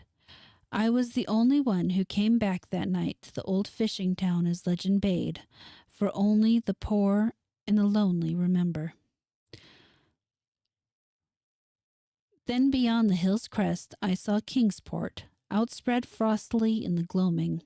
Snowy Kingsport with its ancient vanes and steeples, ridgepoles and chimney pots, wharves and small bridges, willow trees and graveyards, endless labyrinths of steep, narrow, crooked streets, and dizzy church-crowned central peaks that time durst not touch, ceaseless mazes of colonial houses piled and scattered at all angles and levels like a child's disordered blocks, antiquity hovering on gray wings over winter-whitened gables and gambrel roofs, fanlights and small-paned windows, one by one, gleaming out in the cold dusk to join Orion and the archaic stars, and again the rotting wharves, the sea pounded, the secretive, immemorable sea, out of which the people had come in the elder time.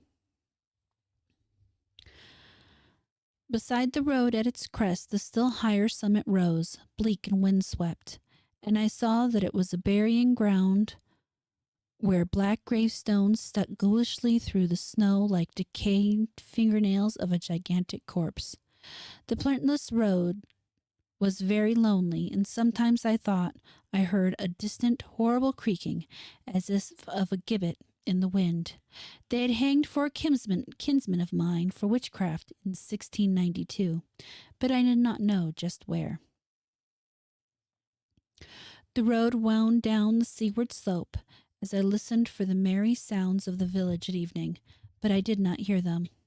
I thought of the season and felt these old Puritan folk might well have Christmas customs strange to me and full of silent hearthside prayer. So after that I did not listen for merriment or look for wayfarers, but kept on down past the hushed farmhouses and shadowy stone walls to where the signs of ancient shops and sea taverns creaked in the salt breeze, and the grotesque knockers of pillared doorways glistened among deserted and unpaved lanes in the little light of little curtained windows. I had seen maps of the town and knew where to find the home of my people. If it was told that I should be known and welcome, for village legend lives long, so I hastened through Black Street to Circle Court and across the fresh snow on the one full flagstone pavement in town to where Green Lane leads off behind the market house. The old maps still held good, and I had no trouble, though at Arkham they must have lied when they said the trolley ran to this place, since I saw not a wire overhead. Snow would have hid the rails in any case. I was glad I had chosen to walk, for the white village had seemed very beautiful from the hill, and now I was eager to knock at the door of my people, the 7th house on the left in Green Lane, with an ancient peaked roof and a jutting second story, all built before 1650. There were lights inside the house when I came upon it, and I saw from the diamond window panes that it must have been kept very close to its antique state. The upper part overhung the narrow, grass-grown street and nearly met the overhanging part of the house opposite, so that I was almost in a tunnel with the low stone doorstep wholly free from snow. There was no sidewalk, but many houses had high doors, reached by double flights of steps with an iron railing. It was an odd scene, and because I was strange to New England, I had never known its like before. Though it pleased me, I would have relished it better if there had been footprints in the snow, and people in the streets, and a few windows without drawn curtains. When I sounded the archaic door knocker, I was half afraid. Some fear had been gathering in me, perhaps because of the strangeness of my heritage, and the bleakness of the evening, and the queerness of the silence in the aged town of curious customs. And when my knock was answered, I was fully afraid, because I had not heard any footsteps before the door creaked open. But I was not afraid long, for the gowned, slippered old man in the doorway had a bland face that reassured me, and though he made signs that he was dumb, he wrote a quaint and ancient welcome with the stylus and wax tablet he carried. He beckoned me to the low, candlelit room with massive exposed rafters and dark, stiff, spare furniture of the 17th century. The past was vivid there, for not an attribute was missing. There was a cavernous fireplace and spinning wheel at which a bent old woman in loose wrapper and deep poke bonnet sat back towards me, silently spinning despite the festive season. An indefinite dampness seemed upon the place, and I marveled that no fire should be blazing.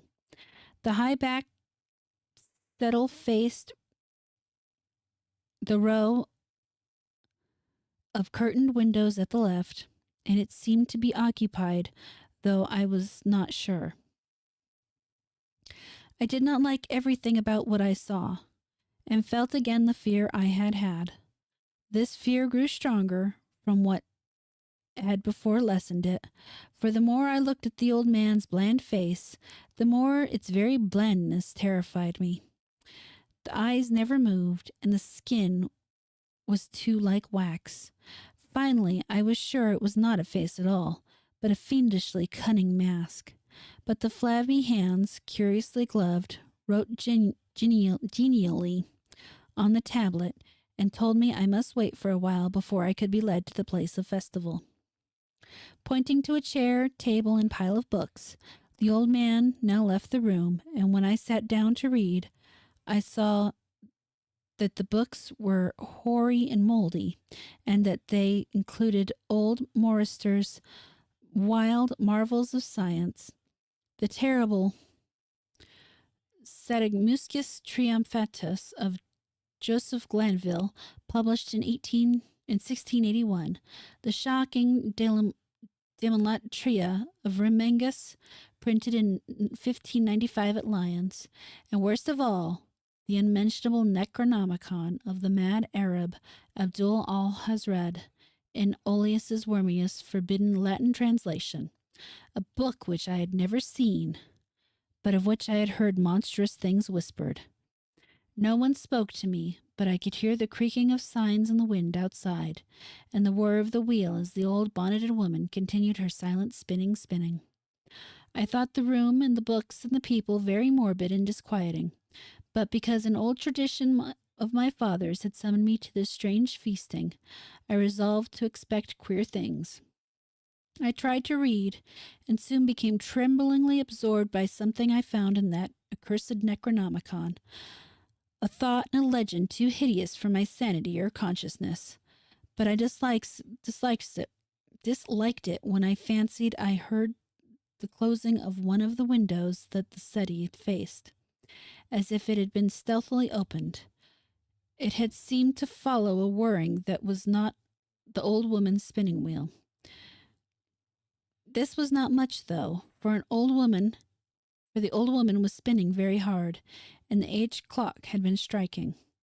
After that, I lost the feeling that there were persons on the study, and was reading intently and shudderingly when the old man came back, booted and dressed in a loose antique costume, and sat down on that very bench so that I could not see him.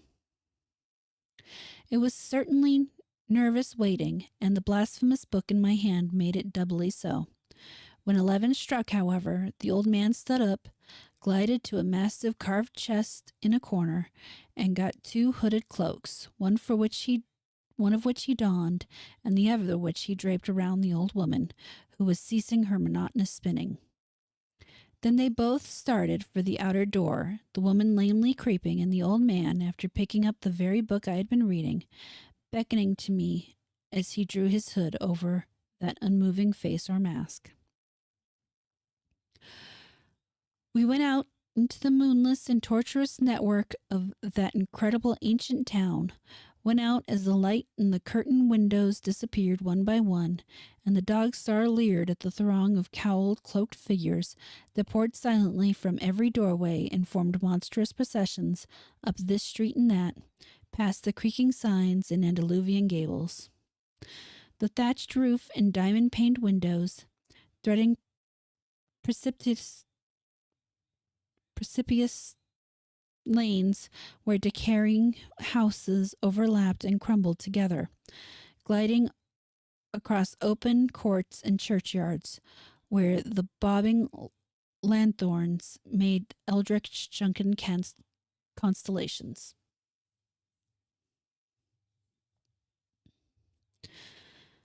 Amid these hushed throngs, I followed my voiceless guides, jostled by elbows that seemed preternaturally soft, and pressed by chests and stomachs that seemed abnormally pulpy. But seeing never a face and hearing never a word, up the eerie columns slithered, and I saw that all the travelers were converging as they flowed near a sort of focus of crazy alleys at the top of a high hill in the center of the town, where perched a great white church. I had seen it from the road's crests, and when I looked at Kingsport in the new dusk, and it made me shivered because Aldebaran had seemed to balance itself a moment on the ghostly spire. There was an open space around the church, partly a churchyard with spectral shafts and partly a half-paved square, swept nearly bare of snow by the wind and lined with unwholesomely archaic houses, having peaked roofs and overhanging gables. Death fires danced over the tombs, revealing gruesome vistas through queerly failing to cast any shadows. Past the churchyard, where there were no houses, I could see over the hill's summit and watch the glimmering of stars on the harbor. Though the town was invisible in the dark, only once in a while a lanthorn bobbled horribly through serpentine alleys on its way to overtake the throng that was now slipping speechlessly into the church. I waited till the crowd had oozed into the black doorways, until all the stragglers had followed. The old man was pulling at my sleeve, but I was determined to be the last. Then I finally went, the sinister man and the old spinning woman before me. Crossing the threshold into that swarming temple of unknown darkness, I turned once to look at the outside world as the churchyard phosphorescence cast a sickly glow on the hilltop pavement. As I did so, I shuddered, for though the wind had not left much snow, a few patches did remain on the path near the door, and in that fleeting black backward look, it seemed to my troubled eye that they bore no mark of passing feet, not even mine. The church was scarce lighted at all by all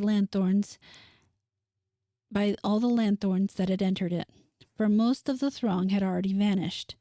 They had streamed up the aisle between the high white pews to the trap door of the vaults, which yawned loathsomely open just before the pulpit, and were now squirming noiselessly in. I followed dumbly down the foot-worn steps and into the dank, suffocating crypt. The tale of that sinuous line of night marchers seemed very horrible, and as I saw them wriggling into a venerable tomb, they seemed more horrible still. Then I noticed that the tomb's floor had an aperture down which the throng was sliding, and in a moment we were all descending an ominous staircase of rough-hewn stone, a narrow spiral staircase, damp and peculiarly odorous, that wound endlessly down into the bowels of the hill past monotonous walls of dripping stone blocks and crumbling mortar. It was a silent, shocking descent, where I observed, after a horrible interval, that the walls and steps were changing in nature, as if chiseled out of the solid rock. What mainly troubled me was the myriad footfalls made no sound and set up no echoes. After more aeons of the descent, I saw some side passages or burrows leading from unknown recesses of blackness to this shaft of nighted mystery. Soon they became excessively numerous, like impious catacombs of nameless menace. Their pungent odor of decay grew quite unbearable.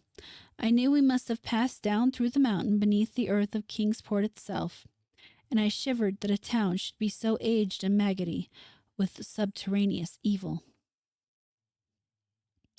Then I saw the lurid shimmering of pale light and heard the insidious lapping of sunless water.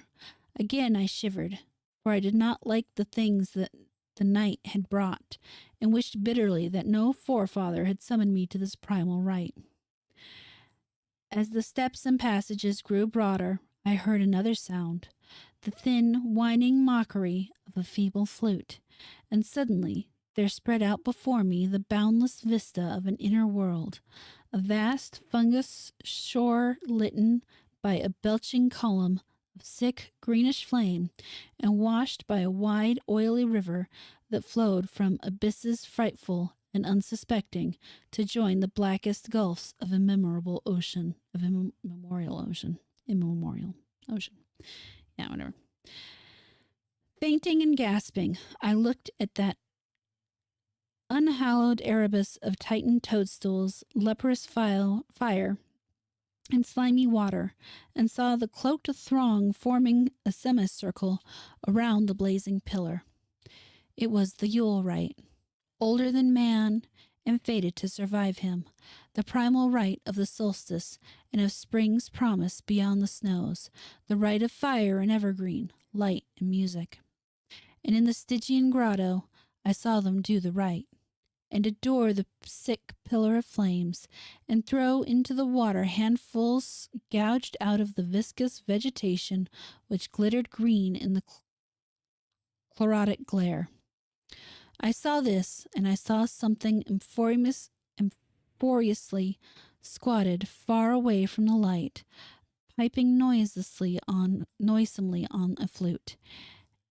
And as the thing piped, I thought I heard noxious muffled fluttering in the fetid dark where I could not see. But what frightened me most was that flaming column, spouting volcanically from depths profound and inconceivable, casting no shadow as healthy flames should, and coating the nitrous stone above with a nasty, venomous verdigris.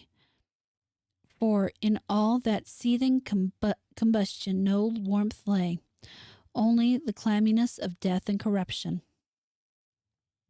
The man who had brought me now squirmed to a point directly beside the hideous flame and made a stiff ceremonial motion to the semicircle he faced. At certain stages of the ritual, they did groveling obeisance, especially when he held above his head that abhorrent Necronomicon he had taken with him. And I shared all the obeisances because I had been summoned to this festival by the writings of my forefathers. Then the old man made a signal to the half-seen flute player in the darkness, which the player thereupon changed its feeble drone to a scarce louder drone in another key, precipitating as it did so a horror unthinkable and unexpected. At this horror I sank nearly to the lichened earth, transfixed with a dread not of this nor any other nor any world, but only of the mad spaces between the stars. Out of the unimaginable blackness beyond the gangrenous glare of that cold flame, out of the Tartarian leagues through which the oily river rolled uncanny, unheard, and unsuspected, there flocked rhythmically a horde of tamed, trained, hybrid winged things that no sound eye could ever wholly grasp, and no sound brain ever wholly remember. They were not altogether crows, nor moles, nor buzzards, nor ants, nor vampire bats, nor decomposed human beings, but something I cannot and must not recall.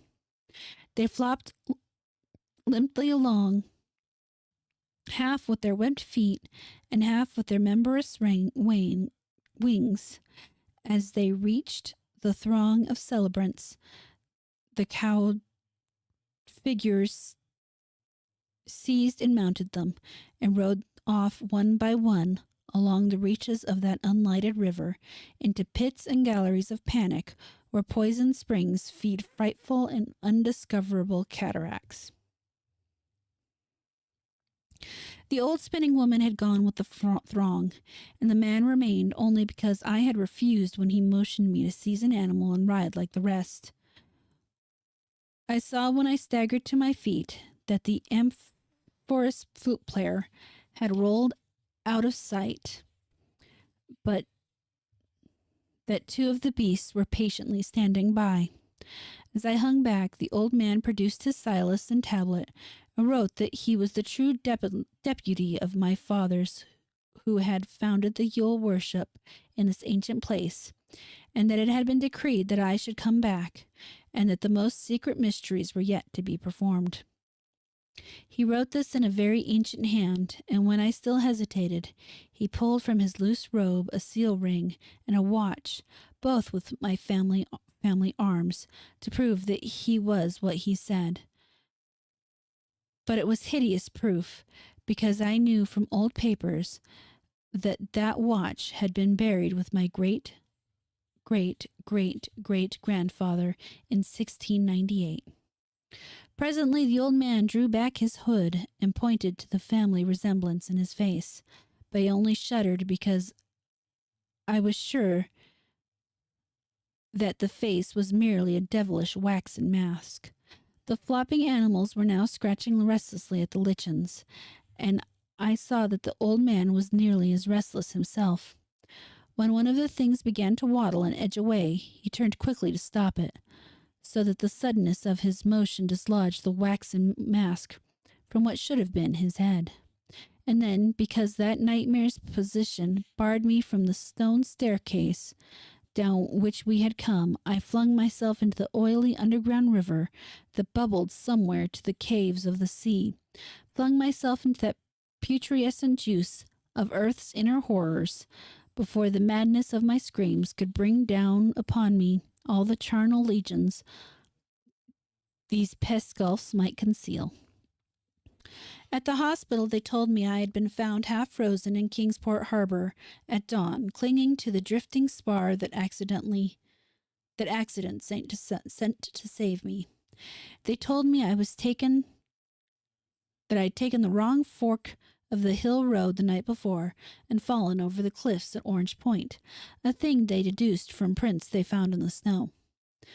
There was nothing I could say because everything was wrong.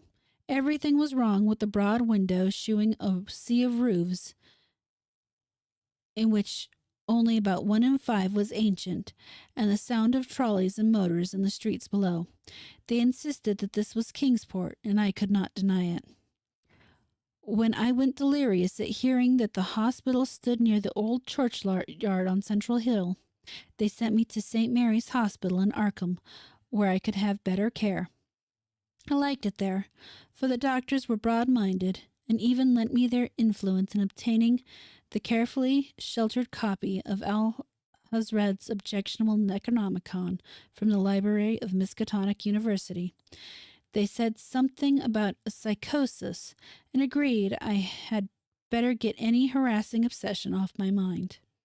So I read again that hideous chapter and shuddered doubly because it was indeed not new to me. I had seen it before. Let footprints tell what they might, and where it was, I had seen it were best forgotten. There was no one in waking hours who could remind me of it, but in my dreams filled with terror because of phrases I dare not quote. I dare quote only one paragraph and put such into English as I can make from the awkward low lantern. The nethermost caverns, wrote the mad Arab, are not for the fathoming of eyes that see, for their marvels are strange and terrific. Curse the ground where dead thoughts live new and oddly bodied, and evil the mind that is held by no head. Wisely did Ibn Shikabo say that happy is the tomb where no wizard hath lain, and happy the town at night whose wizards are all ashes. For it is of old rumor that the sound of the devil bought hastes not from the charnel clay, but fats and instructs the very worm that grows, or that gnaws, till out of corruption horrid life springs, and the dull scavengers of earth wax crafty to vex it, and swell monstrous to plague it. Great holes secretly are digged, where the earth's pores ought to suffice, and things have learned to walk that ought to crawl. The end. Oh my God, my voice is giving out.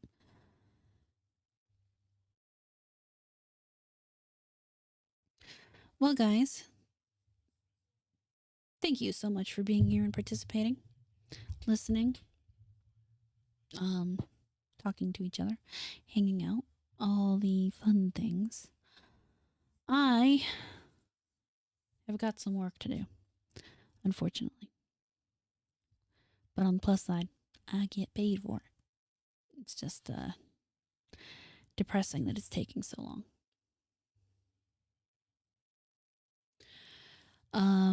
Like I said earlier, we have about 739 hours left to get the memberships. Still poking away at it as quickly as we can.